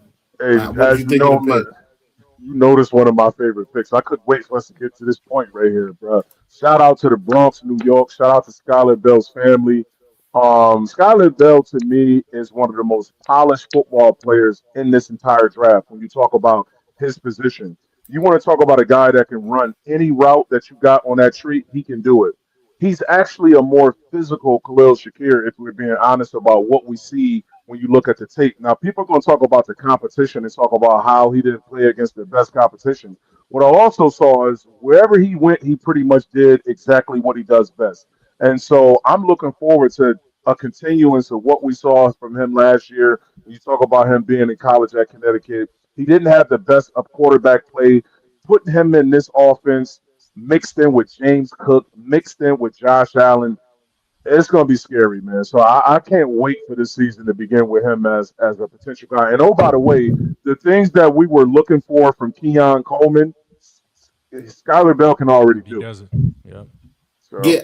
So I gotta push back a little bit because I don't see the physical nature of Skylar Bell, um, especially when you compare it to Khalil Shakir. Like we can go right to the film because I pulled up film on Skylar Bell because like I just listen. I don't think he's not. It's not that I don't think he's a good football player. It's not that I don't think he can help the Buffalo Bills. I just don't see him as a boundary right now. I don't think he has the play strength. I don't think he does well against true press corners. I don't think he does well against like actual press coverage. I don't think he does well against it. I don't like his release package. I think it's repetitive. I don't see a lot of playing through contact either. Like, don't get me wrong, he makes tough catches. He will hold on to the football going down, but too many times I watch this kid, man, and at the catch point, he's able to like guys are able to jar the ball loose. Just the problem is like this past year, nobody really was able to like kind of be there. Like I will give him credit. He does some nice things at the top of his route, right at the break. get a little extra separation, but I think he's redirected easily off the line.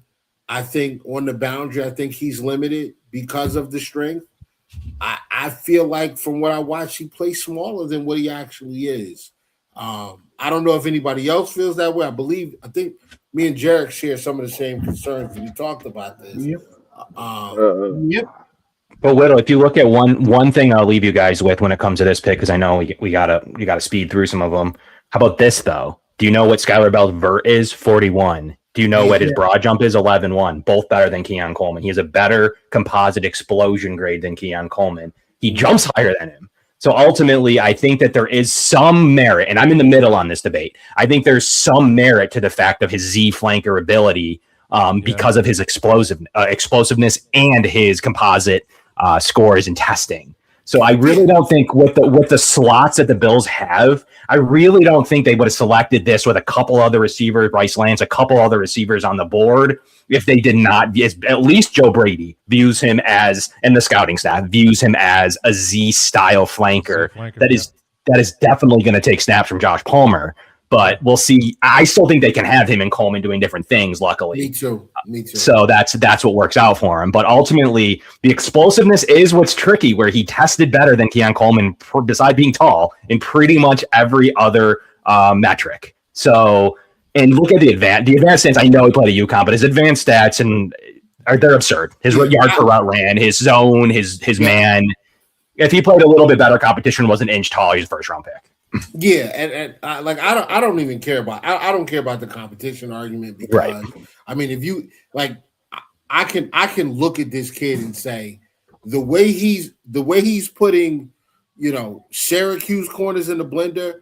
If he goes and plays against TCU or he goes and plays against FSU or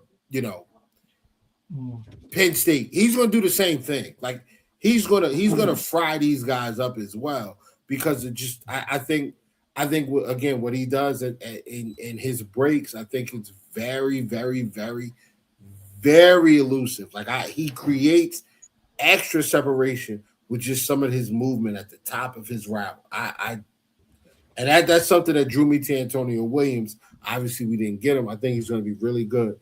But the other thing about Skylar Bell, I think that saves him in this offense is that we've been talking about Joe Brady using more motion for getting guys on the boundary open. He really hasn't done it. He's done it for Shakir in the slot, but I don't think I haven't seen enough motion from guys on the boundary or guys in the Z either. Maybe this is an opportunity that we do see that because this is a guy that he believes if he does this, he can really turn, a small completion into a huge play. So I'm kind of in the middle there as well, but I gotta see it. That's where I'm at with it because what I've seen so far, I need to see it. I need to see it, bro. I haven't seen it, and I need to. Go ahead, If bro. I could, I just wanted to say I'm sorry, but I just want to also remind everybody, not that nobody knows it, right? He had absolutely no help in Connecticut. The next best player that was next to him, I don't think we know the name of him. My point is that when you add him to this offense of what we've already accomplished, right? When you talk about averaging 30 points, being if you look at the previous year, we actually ended the year scoring the most points in NFL history. So this offense is accustomed to being great. But when you add a guy with his skill set to it, you elevate your offense by giving, because think about it, he's not going to be playing against a number one cornerback. If you take your best cornerback and put him on Skylar Bell, what is that saying about the rest of this Bills receiving core? So I think he's going to be playing against some lower competition when you talk about the cornerback. And Brady knows how to exploit those things, just like you spoke about with the motion, just like you spoke about with having multiple guys doing pretty much some different things when you talk about from the slot position. So if you take everything into consideration with his skill set, I think it's a great pick. That's my point. I do agree with that. I gotta push back with a couple of different things. Well, really just a few teams. Jacksonville Jaguars, Montag Brown, Travis Hunter. Kansas City Chiefs, Mansour Delane and Noah Williams. Say what you want about Noah Williams. I think Noah Williams can play. I think Noah Williams is a good corner. I liked him coming out of Cal last year. I think he's going to be an excellent. I think you're going to see a lot of growth from him in year 2. Philadelphia Eagles, Quinyon Mitchell, and they just picked up my guy from Seattle that I was on before a lot of people were on from UTSA. But no, I'm not gonna pat myself on the back too much. Yeah, I try to tell people about Tariq Woolen. Yeah, I said, listen, this kid out of UTSA, yeah, we were on Tariq a while back. Former receiver, guy can run. I don't know, big physical guy. He could probably do it all. I would have loved to see McDermott get him. But anyway, I'm just saying that there are certain teams that have a pair of corners that I think are really going to give that. The Texans, right? The Texans, they've got a really pair of good, really good boundary corners in Stingley and Lassiter. Like, this is the NFL, man. Like, you're gonna have to bring your lunch pail. You're gonna have to work. So there really aren't a lot of days off when you get to the NFL. Like, sure, you're gonna play the Jets sometimes, things like that, but you get to the playoffs when we need you to perform. You're not going up against these teams that don't have 2 corners. You're not going up against these teams that don't have really good defenses. You're gonna have to work, and I just got to see it because I'm gonna let Jared get in here because me and Jared on the same page, I think, with this. But go ahead, Jared. Well, I gave my analysis. I gave my scouting report for him in terms of what I think he reminds me of. And this is not a disrespect because I think that if you put this player in today's era, I think he excels, especially if you put him on the right team. He reminds me a lot of Tavon Austin when I watch him. UConn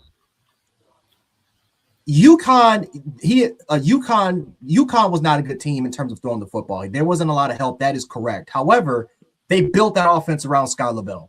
Because they used him a lot in 11 personnel, more as a motion-based receiver, more motion-based. They used him in slants, crossers. They would kind of stack receivers on top of each other. And watch how receivers are acting as decoys, taking away 2 defenders in order for him to get freed up. A lot of the time, some of his best plays is when he's freed up.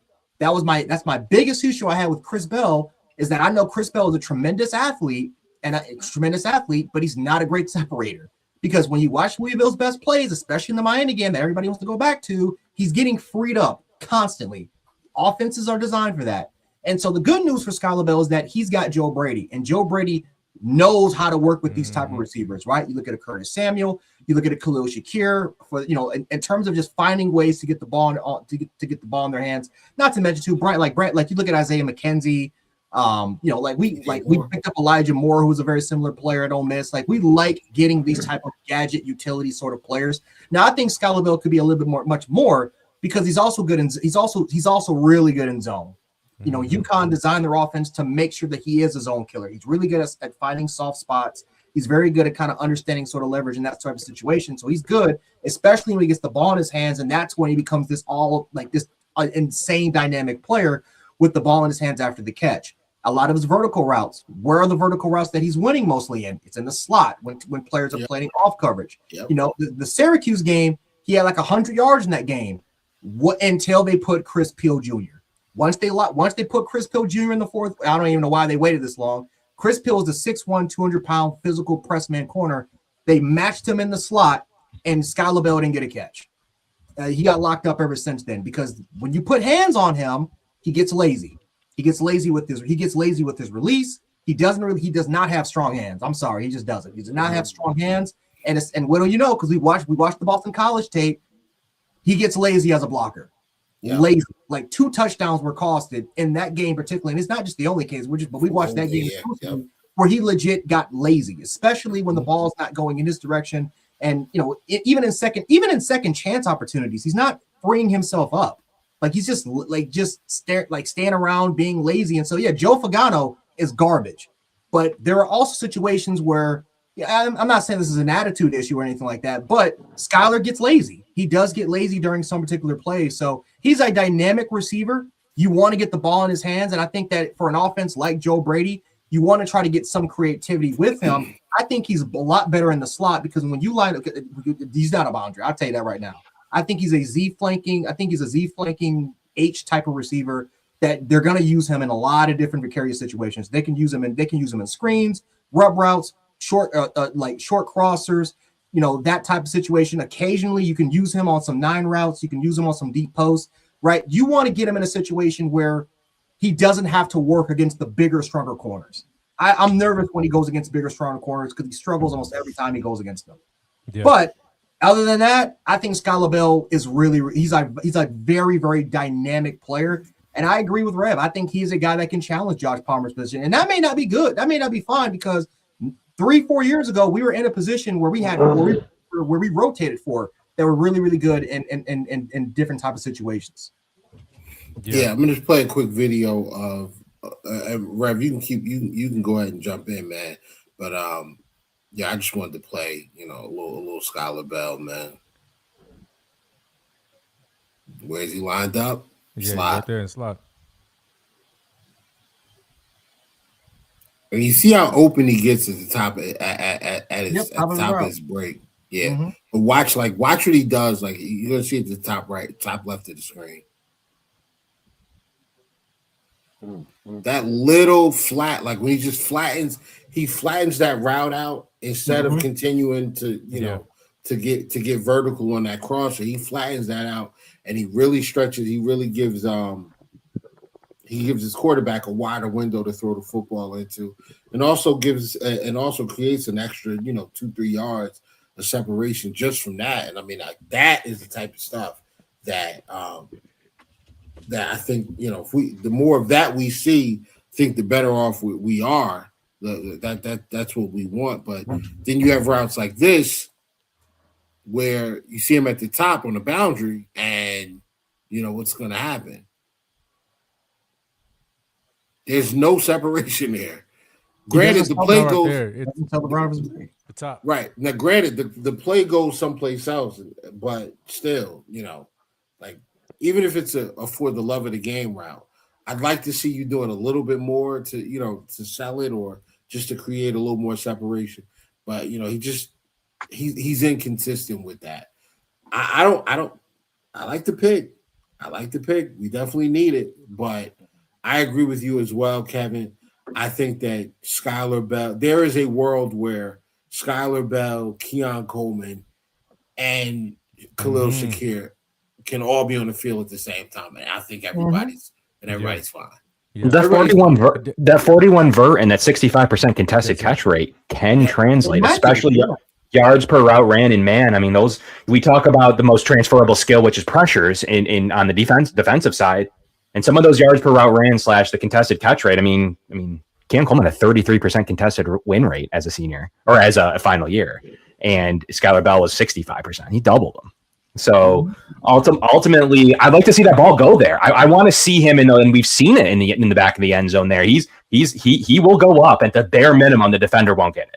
So that's what Josh Allen will build trust with there really quickly. That, okay, if he doesn't make the play, no problem. But it cannot go in the defender's hands. And if that happens, he will get those red zone targets in this offense. And that's what I want, because I think Keon's better when you can get the ball in his hands a little quicker. Exactly. You got to get him the ball faster because Keon's at his best after the catch. I'd like to see them utilize Shakir a little more in the deep third of the third on the third level of the field, the deep part of the field. I'd like to see them use him a little more. Maybe some work down the seam. And then Skylar Bell, if you're gonna motion him out, into about, if you're gonna motion him out wide from the slot and just have him get a free release and get downfield, you could really have some big plays. Like, those are the routes that I think that we definitely need those routes. It's just trying to have Keon Coleman, who runs a 4.61, run downfield for 40 yards makes zero sense. Not gonna work. Right. Yeah, I think what's gonna make Skylar Bell or make us like him more is the health of Dalton Kincaid. Like, I think if Kincaid is on that field, man, and he's doing this thing, and then you've got DJ Moore on the outside, with Shakir, and it's like that's going to be a lot of attention on those other guys, and then Skylar Bell is going to feast like it was mentioned earlier. He's not going to go against your cornerback, your CB1, your CB2, even. That attention is going to go to DJ Moore, and then you got Khalil in the slot, and then you can move Bell around, but you got to take a look at Kincaid, and then you got Cook. Like, so as long as he can get in the mix, and I think Joe Brady looked at that, man, and looked at his like Kev was mentioning, man, some of those stats and his vert and his contested catch ability and his speed and his rack ability, and he's like, yo, if I can get the ball in these guys' hands, get him in his hands, and they can turn 5 yards into 25 yards, just because of their rack ability. I think that's kind of Brady's bread and butter, and you have a guy in DJ Moore who already is gonna, who can run routes and get himself open. That's gonna free things up for everybody else. But I think Kincaid he's the piece that makes this whole thing work for all of our receivers this year. Yeah, ultimately, you just want to give the defense more things to worry about, right? Yeah. They already were, like, Josh Allen's the wild card, so you already got enough to deal with when it comes to Josh. Then you got James Cook, who led the NFL in rushing last year, and the year before that, what did he have, 16 touchdowns, something wild like that. So you have those two guys to definitely worry about. Now you're adding in the DJ Moore. The offensive line is good, so Josh is going to have time. Khalil Shakir is, 60, 70 catches, 800 yards every year. You got that to deal with. Now you're talking about Kincaid, and Knox is still making plays. Yeah. Now you're adding this kid Bell in there. That's a lot for a defense to deal with. That's and a lot for a Josh defense Palmer is not bad either. A healthy Josh Palmer is not bad. Yep. Yeah. 100%. All right, let's go with I think one of the favorite picks that most Bills fans can agree on. Safety out of South Carolina, Jalen Kilgore. Mm-hmm. Let me see. I got his numbers here. Very, very, very good athlete. A 9.97 RAS. Arm length solid, hand size solid, 40. Height, weight, it's everything you want, man. It's everything you want from a safety, nickel, corner. Like this, you can put this guy pretty much anywhere, and you expect him to be able to function and make plays. Maybe not, on an island against a boundary receiver, but just about anywhere else. Like the guy can play in the box. He's very good in space. Not necessarily I don't want to say he's great in space without acknowledging the fact that he will get nosy. His eye discipline will hurt him at times, and he'll let a guy get behind him. But he runs a 4.4, so recover, young man, recover. What do you guys think? I'm gonna go first. I'm gonna go to Bro, and then we're gonna go to Jarek. We're gonna go to Cav, and then we'll go to you, Rav. So go ahead. Yeah, I love this pick as well. He is a guy that, like you was just speaking about, that likes to get caught up in the backfield. But what you can also see is that he's one of those guys that on that defense, with talent on it, he was a dog on that defense, and I think that's something that the Bills are trying to get this defense to look like and to have to depend on. C.J. Gardner-Johnson is in the safety room, which will help him as we go forward as well. And let's not forget the transition to Cole Bishop, which he will eventually down the road be playing alongside. He's coming into his own. If you look at year one into last year with Cole Bishop, he's finding more and more ways to get involved with the defense. Now, obviously, there's a different terminology this year. Obviously, we're going to see what that's going to look like. But Jim, you can bet your bottom dollar, Jim Leonard's going to be on him like white on rice, if you will. I don't want to use that term too loosely, but I just think it's a great fit when you talk about potentially next year having him after we get done with the C.J. Gardner-Johnsons and Geno Stones, who are also in that secondary as well. So I love this pick. Jared? Oh, well, yeah, I've been mocking this pick for months for Jalen Kilgore. One of my favorite players, and watching him for like the last really 3 years. A lot of people don't know, man, that he played that. I think that probably his best spot is playing as a deep safety. When he was, when he was playing as a post safety at South Carolina, when he was when him and Nick Mawari were just kind of just rotating a lot. 4 of his interceptions came from when he was playing as a single high safety. The other interception came when it was on a deep out against Jalen Miro, and it is what it is. I ain't want to talk about that, but still, Jalen Kilgore, he plays everywhere. I think his first year at South Carolina, when he got significant playing time, played as a boundary corner. Then he switched to more of a slot safety overhang defender. Then they moved him to a deep safe, to a deep safe full-time, single high guy. Then they moved him as a split. Then they just moved him just constantly as a split safety. Then they moved him his final year as a big slot corner. I don't think that was his home. I think that kind of screwed him for potentially being a day 2 guy.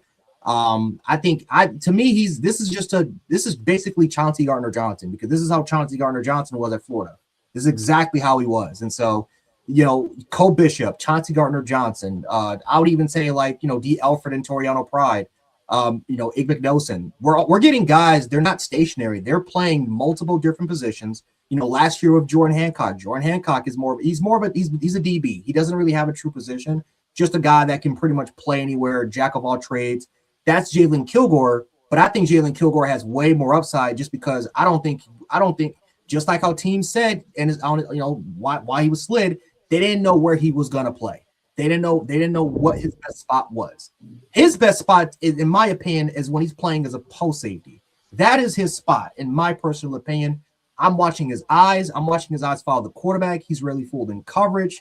I'm watching him and I'm thinking to myself, okay, this dude is Chauncey Gardner-Johnson. I see why Nick Mawari wasn't playing. You would think that Nick Mawari, with his athleticism, would play a crap ton of snaps as a deep safety. No, that's Kilgore, because Kilgore was smart. He's smarter than Mawari. He's a better processor than Mawari was. So it sucked that what happened to this year. I think somebody got hurt, and that's why they didn't have anyone to play the slot, and Kilgore was the experienced guy, so that's why they slid him down there. But other than that, I love this pick. I love it. And I wouldn't be shocked at all if he gets significant playing time as a rookie, just because of how much we love rotating the safeties. Holland Funga, I think I know Kevin got the statistics. He didn't play that. He played a lot of snaps, but he didn't play a significant amount of snaps because they were constantly rotating those defensive backs, getting those nickels in there as well. And so I think that's Kilgore. Kilgore is going to be a part of this rotation in year 1 for sure.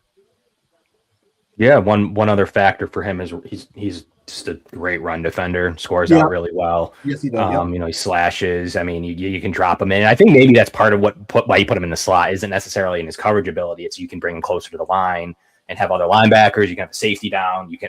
He just adds another body I'd have to pull his exact how many times was he in the slot and run compared to how many times was he in slot versus pass. But the Bills drafted him. It was very clear that they were getting run defenders from Igbeck-Nosen to TJ Parker to Kilgore. It was on the forefront. Yeah, Pride. It was on the forefront of we think all of our guys can cover. We think we're in a good spot maybe, but that was Maxwell Harrison's biggest challenge, and what people were chopping up film, and everyone was arguing about, can he stop the run? Can he stop the run in the NFL level? And we were arguing about that all this time last year.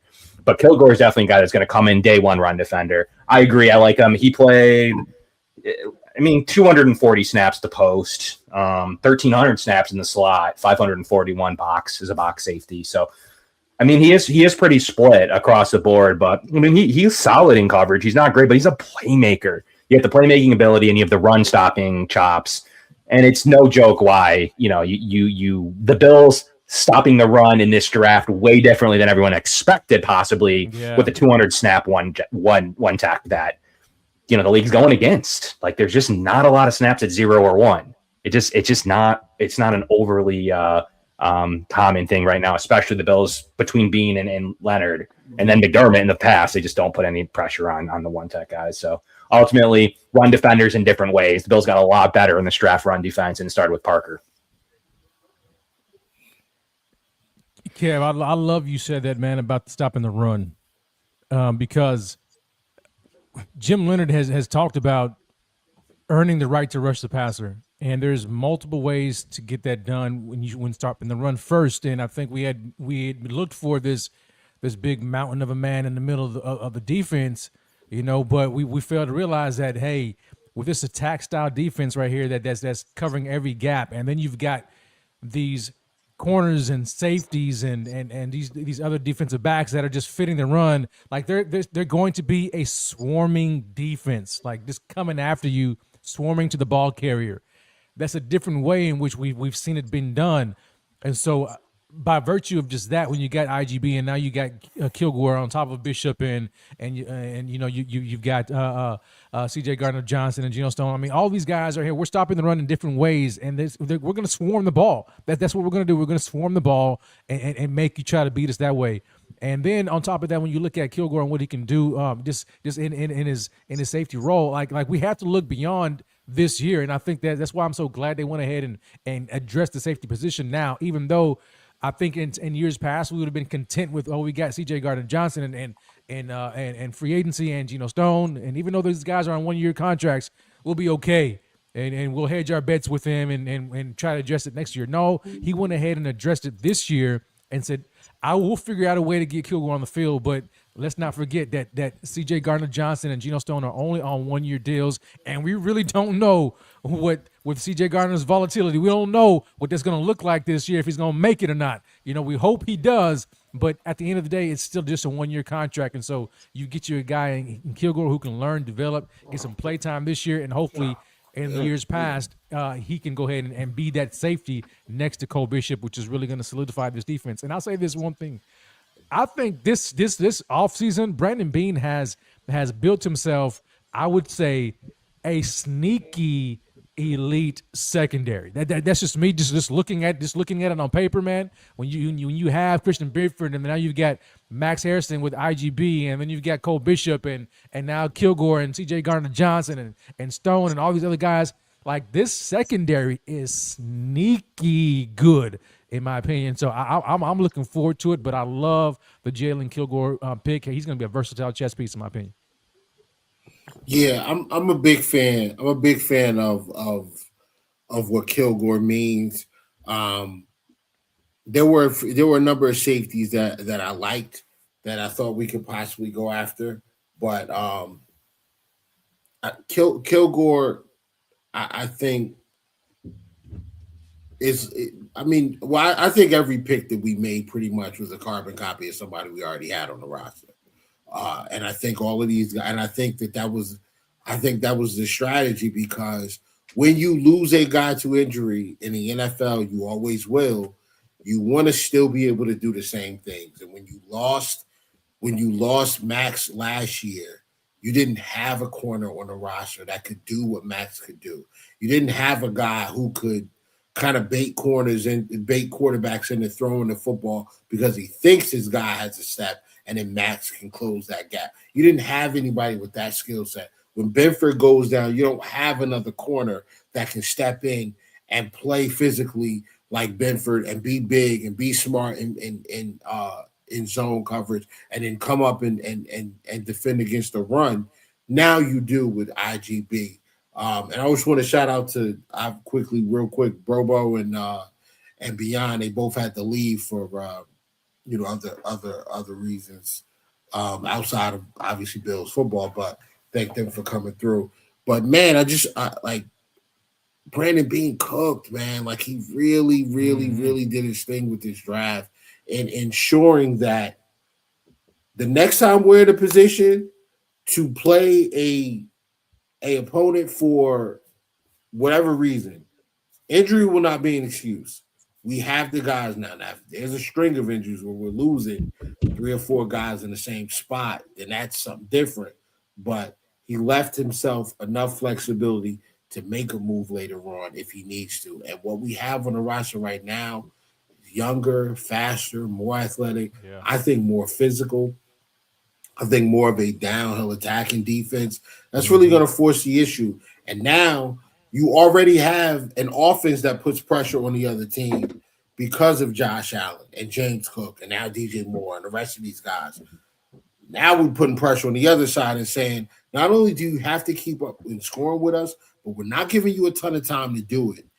And you're gonna have to throw it against, and you're gonna have to throw this pill against elite athletes. So I mean, I think the man cooked. But let's keep moving. Caleb Elam Zor.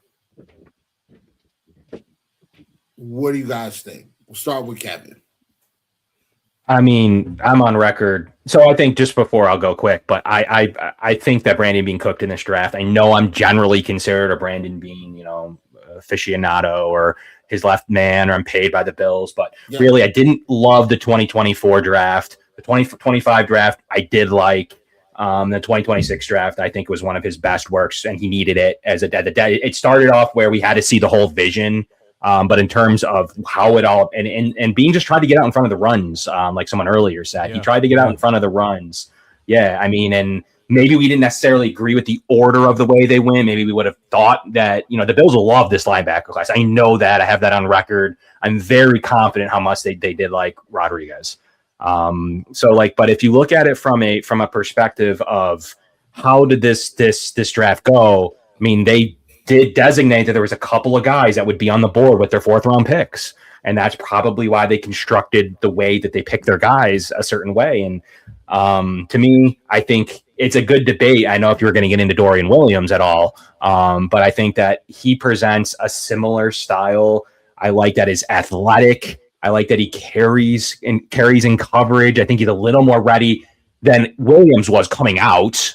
In coverage, see ball, get ball, kind of similar in those regards.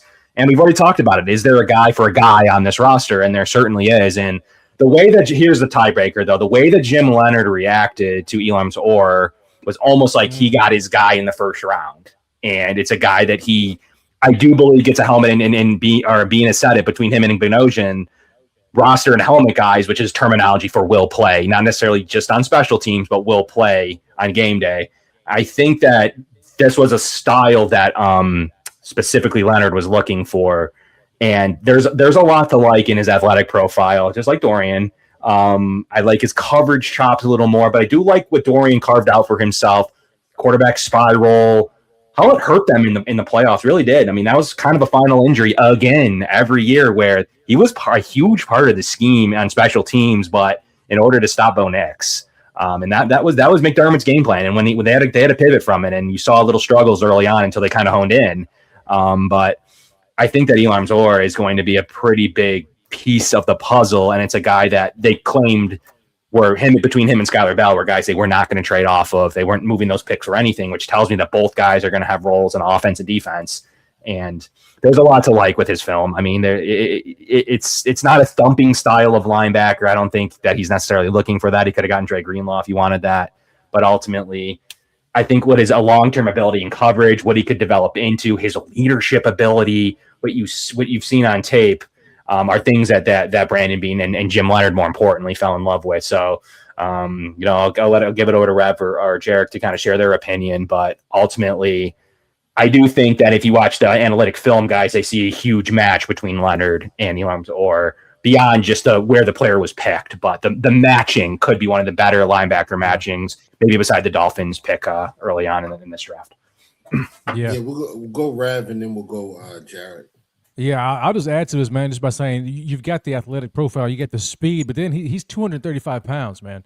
It's like he's the biggest linebacker we have right now, and so you throw him in there, he can handle, he can handle being in there, dealing with some of these guards coming up to the second level, as opposed to a guy like Terrell Bernard who's barely 220 and some change, and even Dorian Williams is kind of smaller.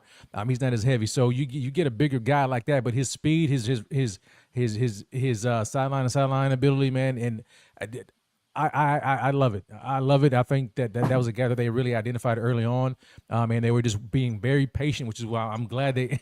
I actually think it was a steal to get him when they did.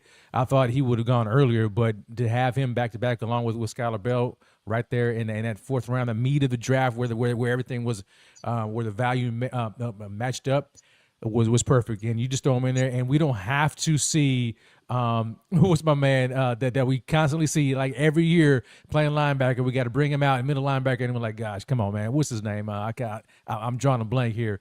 Man, there's so many, no, yeah, which one? You could be thinking of a couple, really. Bale Inspector. There it is. Yeah, Bale Inspector. Could be any of them. Yeah. I think those days are over with, man. 7.1% missed tackle rate, which is good for a linebacker. He's improved it every year too. Those are things that I'm excited to hear Jarek's opinion on some of the things he's seen on film. I think Jarek and I are once again aligned. I think you are. Mm-hmm. Go ahead, Jarek. That's it.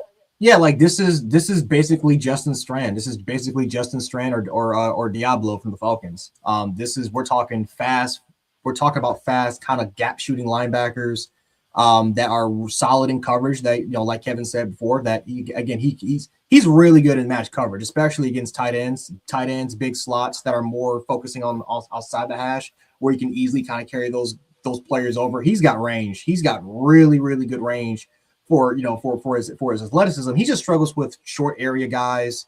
Like he'll struggle with the Skylar Bill type. That's expected. He'll struggle a little bit with his zone processing, not a lot, not as much as I thought he would. Especially in the intermediate part of the field. It's not the deep intermediate part of the field. He's good, fine. Yeah. But it's just that short intermediate some sort of aspect in zone. He gets lost. Like he gets fooled pretty easily and so you can kind of hit him a couple of times, especially if you're a quarterback that's really good with kind of just really good in terms of setting people up and just kind of letting him be a decoy, that type of stuff. So, but no, he is kind of, he's a Justin Strand, like Diablo, like those, what's a perfect example? What's another example? I'm thinking about the, I'm not going to say Devin White. I'm thinking about the other guy, the other cat that played the Falcons. Yeah, he's kind of, again, he's not a thumper because Devin Bush went at his size at 5'10", he was a little bit more of a thumper.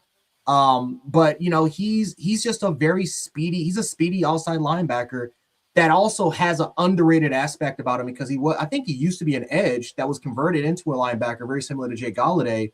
And so when you watch TCU, they got him lined up a lot they had him lined up sometimes, kind of like that, how Dorian Williams is utilized here, where it looks like we're in a 5-2, but realistically we're in a 4-3. Dorian's playing more of a wide out, and then he drops back in coverage, or they'll kind of just wrap him around and use him in different stunt variations just based off of the 5-2.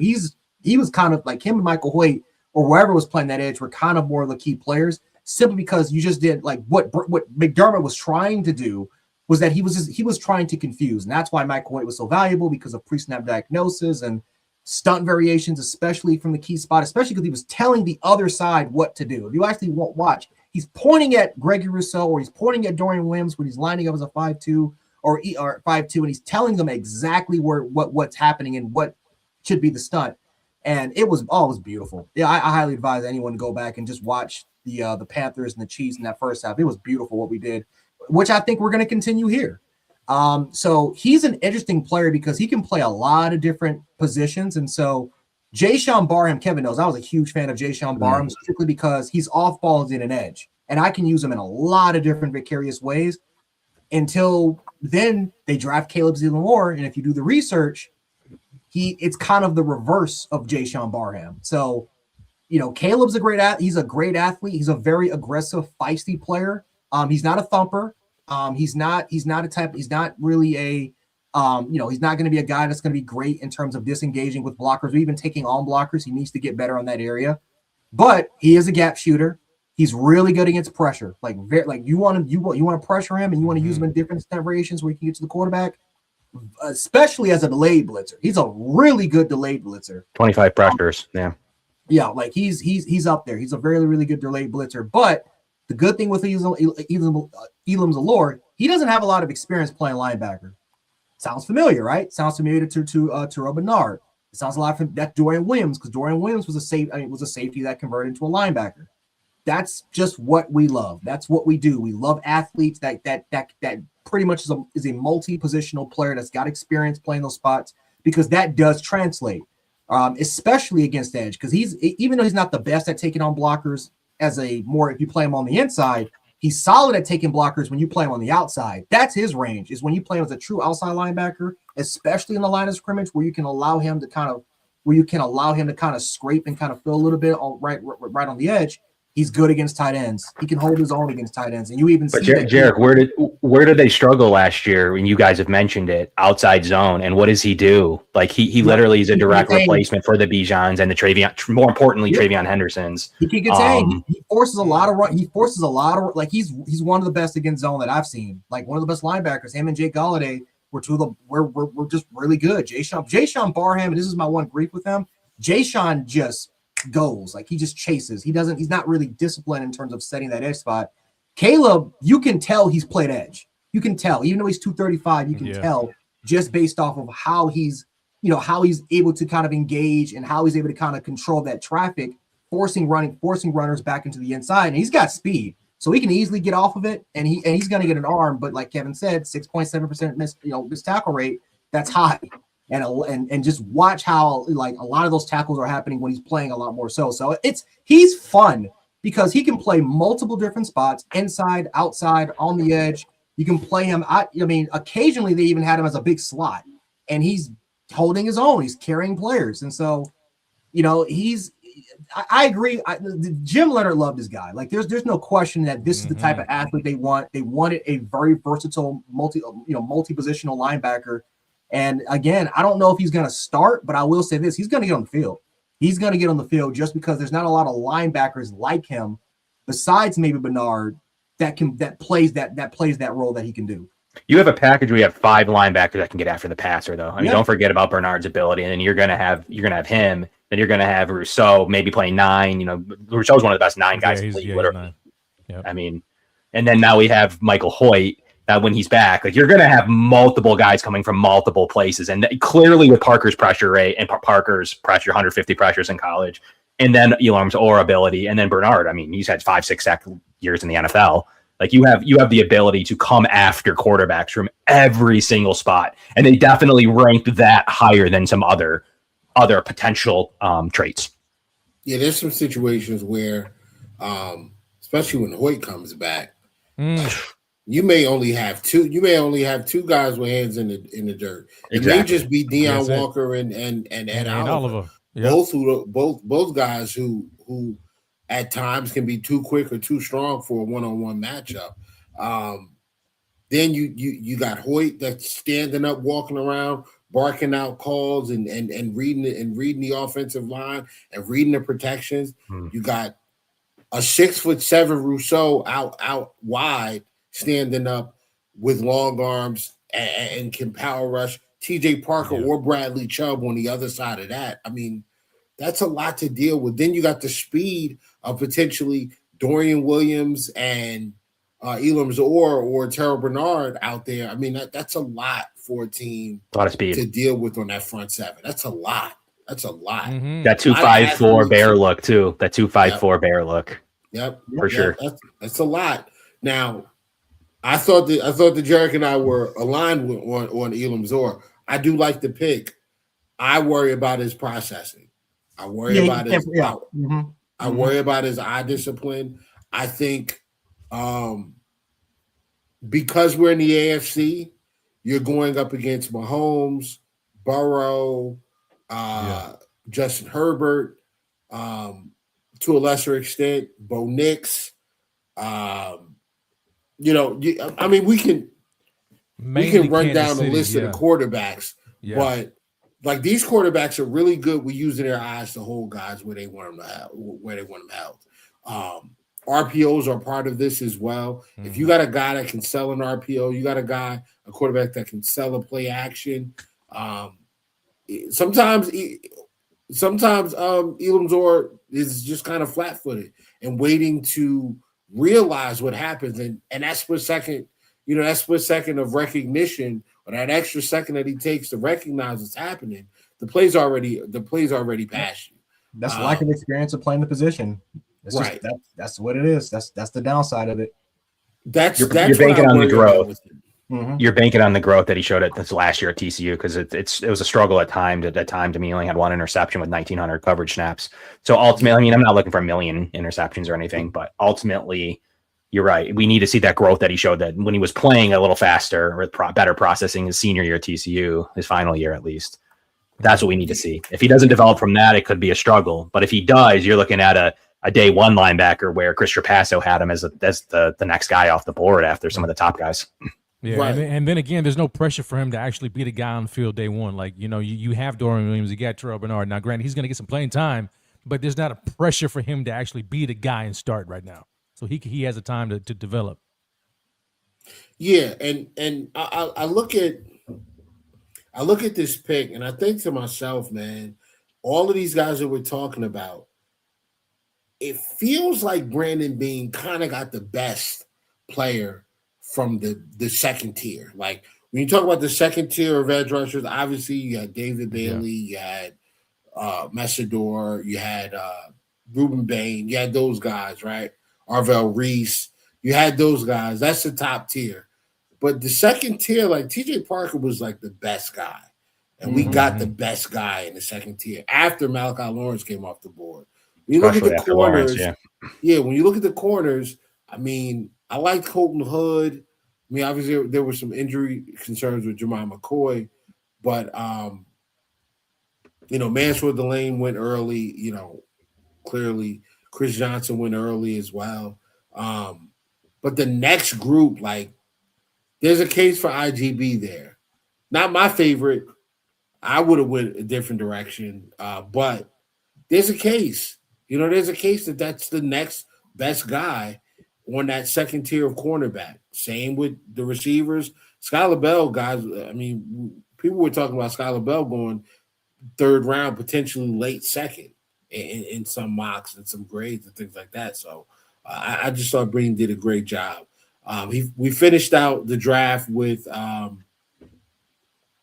punter, Toriano Pride, who we'll talk a little bit about, and Armaj Reed Adams, the physical guard out of Texas A&M.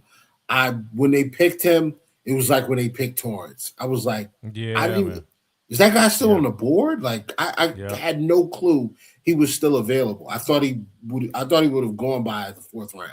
I didn't even know he was still there. That's the same feeling I had on Pride too, Whittle. Like I was like, wait, Pride's still on the board? I figured corner was out of my mind, but I was like, Pride's still on the board? Easily the best player available. So I'm glad they went that route with those two rather than some random developmental guy that won't work. Yeah. I mean, and Jared, if you can speak on Pride really, really quickly, we'll go from here. We'll talk about where the Bills stack up against the rest of the NFL. Yeah, he's Maxwell Harrison Jr. Smart, instinctual player. Played a lot, like 80% of his snaps were literally at boundary. And then he slid inside to play 20%. 20% was more in the slot. Very, very good against the run. He's a scrappy individual against the run, especially in screen plays. He breaks screen passes, and screen passes, or if a ball carrier has it, he's breaking down the play extremely quickly. Some technical issues that he does need to get fixed on a little bit, but in terms of his processing ability, and especially the fact that he's as a trail corner, good, solid as a trail corner. He's mostly, because he's a press corner, but he's not a hard press. He's more soft press because he's got short arms, short hands, and so his key is his lateral agility, short area quickness, more footwork, back pedal, flipping his hips. In terms of fluidity as an athlete, really, really good at. It's just really, I think the side, to me, I said before, I think if we're comparing Igbinosun to Pride, I think Pride's better. I think Pride's a better player, just the fact that I think that he's more instinctual and he's a better processor. But again, all the defensive players we've chosen, all of them are good against the run, all of them.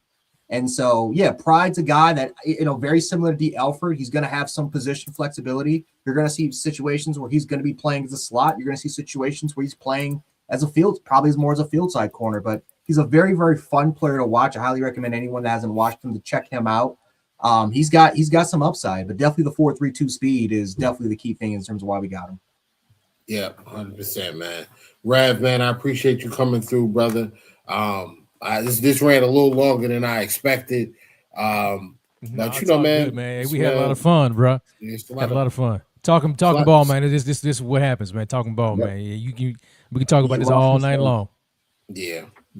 But yeah, we're gonna wrap this up pretty soon. I was gonna get into some Dorian Williams stuff, but it's getting late, man. I'm not gonna hold you guys up any longer. But let's talk about what some of these other teams did. The Giants signed DJ Reader. Obviously, we know that the Bengals trade to pick up who they picked up, Dexter Lawrence and all of that. All these different signings, all these different moves post draft. Rev, before you go, can you let us know where do you have the Bills in the AFC and in the NFL? I mean, come on. I think it's quite easy. Anytime you got Josh Allen, you got to keep him up there in the top three, at least top three. And so, I mean, when you look at the fact that they added DJ Moore, I think solidifies off the offense and the wide receiver room because we had last year there were some issues there, of course, but then defensively, I love what they did. Making a switch to this 3-4 attack style defense under Jim Leonard is going to benefit this team, and then they add these players like they did in the draft, and then you add a Bradley Chubb, who I really think really rounds out the edge rushing group, and then you still got Michael Hoyt coming back, and then of course you got T.J. Parker, and we talked about who all they added in the draft, but not to mention what they did in free agency. You got C.J. Gardner-Johnson, you got Geno Stone, like. I think right now the defense, at least on paper, because again, I talked about this earlier, this was the main problem with this team. It's always been this area of the team that's kept this Bills team from going forward in the playoffs, and specifically the edge rusher position and in the depth at certain spots like linebacker and cornerback. So on paper, man, I think we've gotten a lot better on defense, and by virtue of the scheme, I think we're going to see this team finally get over the hump. And so when you factor all of that in and you still got 17, man, like how can you knock them down, a peg from what they did last year? I think they're easily in the Super Bowl contention mode every single year as long as they got Josh Allen. But what they did this offseason, I think just makes them that much better. All right. Appreciate you, Rev, man. Thank you again for coming in, man. Listen, I'm gonna hit you up soon because we're gonna talk. We're gonna talk a little bit more. We got some other subjects on this Buffalo Bills team to dive deep into. I appreciate you coming on, brother. Yeah. We got rookie minicamp coming up. Was it Friday? Yes, sir. Yeah, man. Yeah, man. Yep. A whole lot to talk about then. All right, fellas. Absolutely. Hey, I appreciate you, man, having me on, man. God bless y'all, man. Good night, man. Yes, sir. See you later. Good night, man. Nice chatting. All right, Kev, Jared. What's up? I mean, Mohicans. Where we at, guys? Yeah, I got him number one offense in the AFC. I got him pretty close with the Rams analytically based on the numbers. Not even my opinion personally. The numbers show him right here offensively with the Rams after the draft. There's not much difference between the two teams right now offensively, and they are the top of the AFC and the top of the NFC. Where do you rank their defense? That's really the question that we all need to chat about, because how low will that peg them down? But like Rev said, I have the Bills adding enough youth, adding enough talent to the roster to where we say this every year. That's the problem. But what's the issue? Is it coaching? What's going on? Because there is another slew, and that's not even including some of the guys last year that could come in. Sanders developing maybe something out of Landon Jackson. I don't know. But the slew of the young talent between the two drafts is high, and it's a lot better. And Maxwell Harrison healthy and getting a year two. I mean, there's some talent. Deion Walker year two. There's some talent here on the defensive side, and young defensive athletic. And I tweeted it the other day, a year and a half younger, which is a huge difference. Huge. The Bills are one of the youngest teams in the NFL based on who makes the roster. We'll see. But if they stay young and they don't replace veterans over the top of these guys, they're a young team with Josh Allen. So that's really exciting for the future. And I rank their defense in the middle of the road right now until I see otherwise. I got them as a top AFC team. I think they did enough. Can they win against the NFC in the Super Bowl? I don't know. I don't know if they have enough yet, but ultimately it should be an AFC winning battle. And I bet it's back to the Bills Chiefs when this is all said and done. We're going to have another battle, and will the Bills get enough to finally beat Mahomes? It's going to be tough to say, but I do think the Bills' offensive roster is better right now analytically. And it's pretty close defensively. I got the Chiefs with the better linebacking core. I got the similar edges.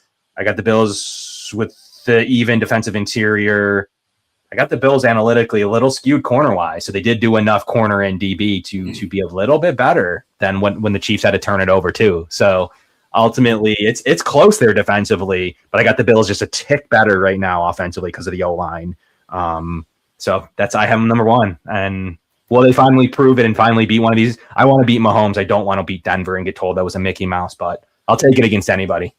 Yeah, absolutely. Jared, where are you at? So top offense. I think we definitely have a top 2 offense in the NFL. Yeah, problem is just the defense. I have them as a top 10 team.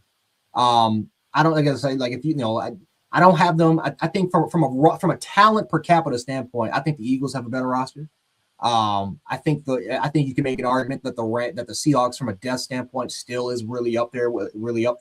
The Bills is probably outside. I mean, honestly, they're probably within that 6-7 range, right? I don't like before I had them like barely in the top 10. Now I think I got them like 6-7. Listen, from a talent perspective, it's a lot of inexperience, right? It's a lot of inexperience. It's really, really youthful.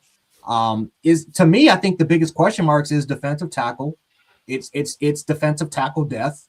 Obviously it's edge depth, because even though TJ Parker was drafted, we still got to see what he provides. Can our edges hold, right? I mean, we've suffered some injuries here and there. We suffered some players disappearing in the standpoint. Bradley Chubb doesn't have a huge injury history. I think people over exaggerate some of the occasions that he does, but he does have a couple of season-ending injuries. And so at 30 again, here's another 30-year-old edge rusher that we take, and it's like, is he declining or can he sustain that level of play? So it's just the secondary. Again, a little bit of concerns with cornerback depth, but I think they have a plan. I think they have a plan with Toriano and D. Elford, just in case if someone does go down. Obviously, we're gonna have to monitor the Dorian Strong situation to see what that's like. Safety wise, I'm straight. I'm good on. We're good. I have zero. Last year, that was one of my biggest worries. This year, it's a strength. I'm completely fine with that. Tight end wise, even if Dalton Kincaid goes down, I think you now have enough weaponry with Skylar Bell, with DJ, just players that can pretty much fill in that Dalton Kincaid void if they really need to. I'm pretty confident Kincaid's going to play like at least 9 games, like 9 or 10 games, and he'll have his injuries. That PCL is going to bother him. It is what it is. I just need him to be available for the playoffs, and then we're straight. The offensive line, I can see a little bit of a regression just because I don't know who's going to play left guard. It could be Bowery, it could be Anderson, it could be, I don't know who it could be. So continuity matters a lot, and I think Torrance could be his last year here. Again, he could take it could very well be his last year here, especially if he improves and all of a sudden solidifies himself as one of the top guards in the league. He can end up getting a huge contract. So the Bills got better compared to what they were in 25. They got better. I don't know how much better they actually are to a point where, just like Kevin said, can they be a top NFC team? Because even though the AFC has top quarterback play, the NFC has top roster play. They have top overall depth play. And kind of flipped, yeah. That matters. That especially they got great coaching. Like that matters, and that's what's winning these Super Bowls. At the end of the day, it's depth, it's rotational depth, and that kind of shows his head. So until we prove that we have the depth until we can prove that we have the depth on both offense and defensively, I just can't see if we're going to win it. But they got better. This is definitely one of the top teams in the league. And that draft fully targets what you just mentioned. It targets a depth at every single position for once. So that's they agree. That's the funny part is they agree. And this was the draft to say that we agree with that being our big. Not necessarily everyone wants stars, and that's true. But the biggest issue in this roster was depth, and they did. They put a backup behind every single player pretty much. So besides maybe left guard, we'll see what happens. But there's still a lot of players in the interior O line, anyways. So it is an interesting. Can they beat Mahomes? That's what it comes down to. Can you beat Mahomes for the right to beat an NFC team? And they got to prove it. Yeah. So where I look at this roster on paper, I don't have this as the best offense because I'm not sure. I'm not sure how quickly the Josh Allen and DJ Moore thing meshes. I'm not receiver away then? Receiver away, or what are they missing to be number one? Receiver? No, I just think that there are other. I think there are other offenses that. I think there are other offenses that may just have a little bit more. I think the Chargers offensive roster is better. I think they have. I think Where we outclassed them is at quarterback and running back. But I don't know that their offensive line took a beating last year, but I don't know that offensive line is going to be as bad. Like it may be good. They certainly have invested enough for it to be good. And again, we are changing some things over on the offensive line. I'm not certain, what that looks like. Deion's in a walking boot, and the left guard spot is up in the air. Spencer Brown is probably the most fragile one on that line when it comes to staying healthy and not getting nicked up. Do the Bengals have an O-line or tight end? That would be the other one. Do they? Because they have a top analytical offense, right? And that's the Bengals offense. I think they've done a great job at fixing that offensive line, and they get good tight end play. So as long as they get good tight end play, I think Chase Brown's one of the most underrated running backs in the AFC. You know what they're getting out of their two top receivers. Then I think Yoshivas is a really good third option there. They just and Burrow is like when they call him Joe Burrow, man. Like the dude is cold, man. Like I can't lie and sit here and act like when it's fourth quarter, 5 minutes to go, and it's a one-score game. I'm worried when Joe Burrow has the football because he's done it so many times. I do think we're better than Kansas City. We have offensive line problems, but so do they. I'm gonna give them the edge right now at wide receiver because of Rice. I think Rice is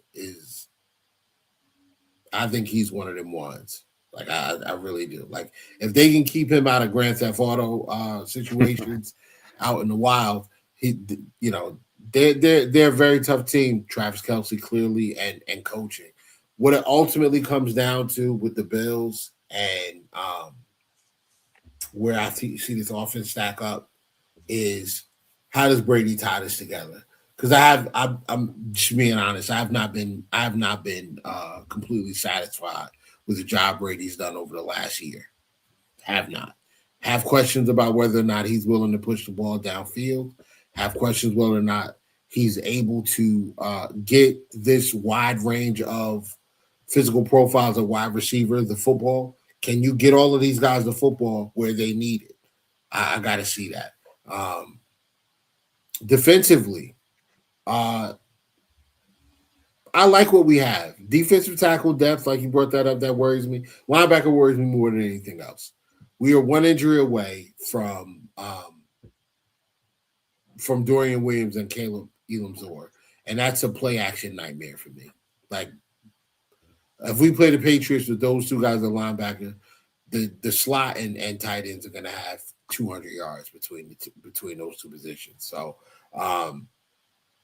I don't know that there's a better secondary. Maybe the Texans. I think the Texans probably have the best secondary in the AFC, but I think Buffalo's right there, top 2, top 3. I personally would take our secondary with what we have right now. I'd take it over Denver. I'm sorry. I think Riley Moss stinks. I think Riley Moss is a target. I'm not overly impressed with him.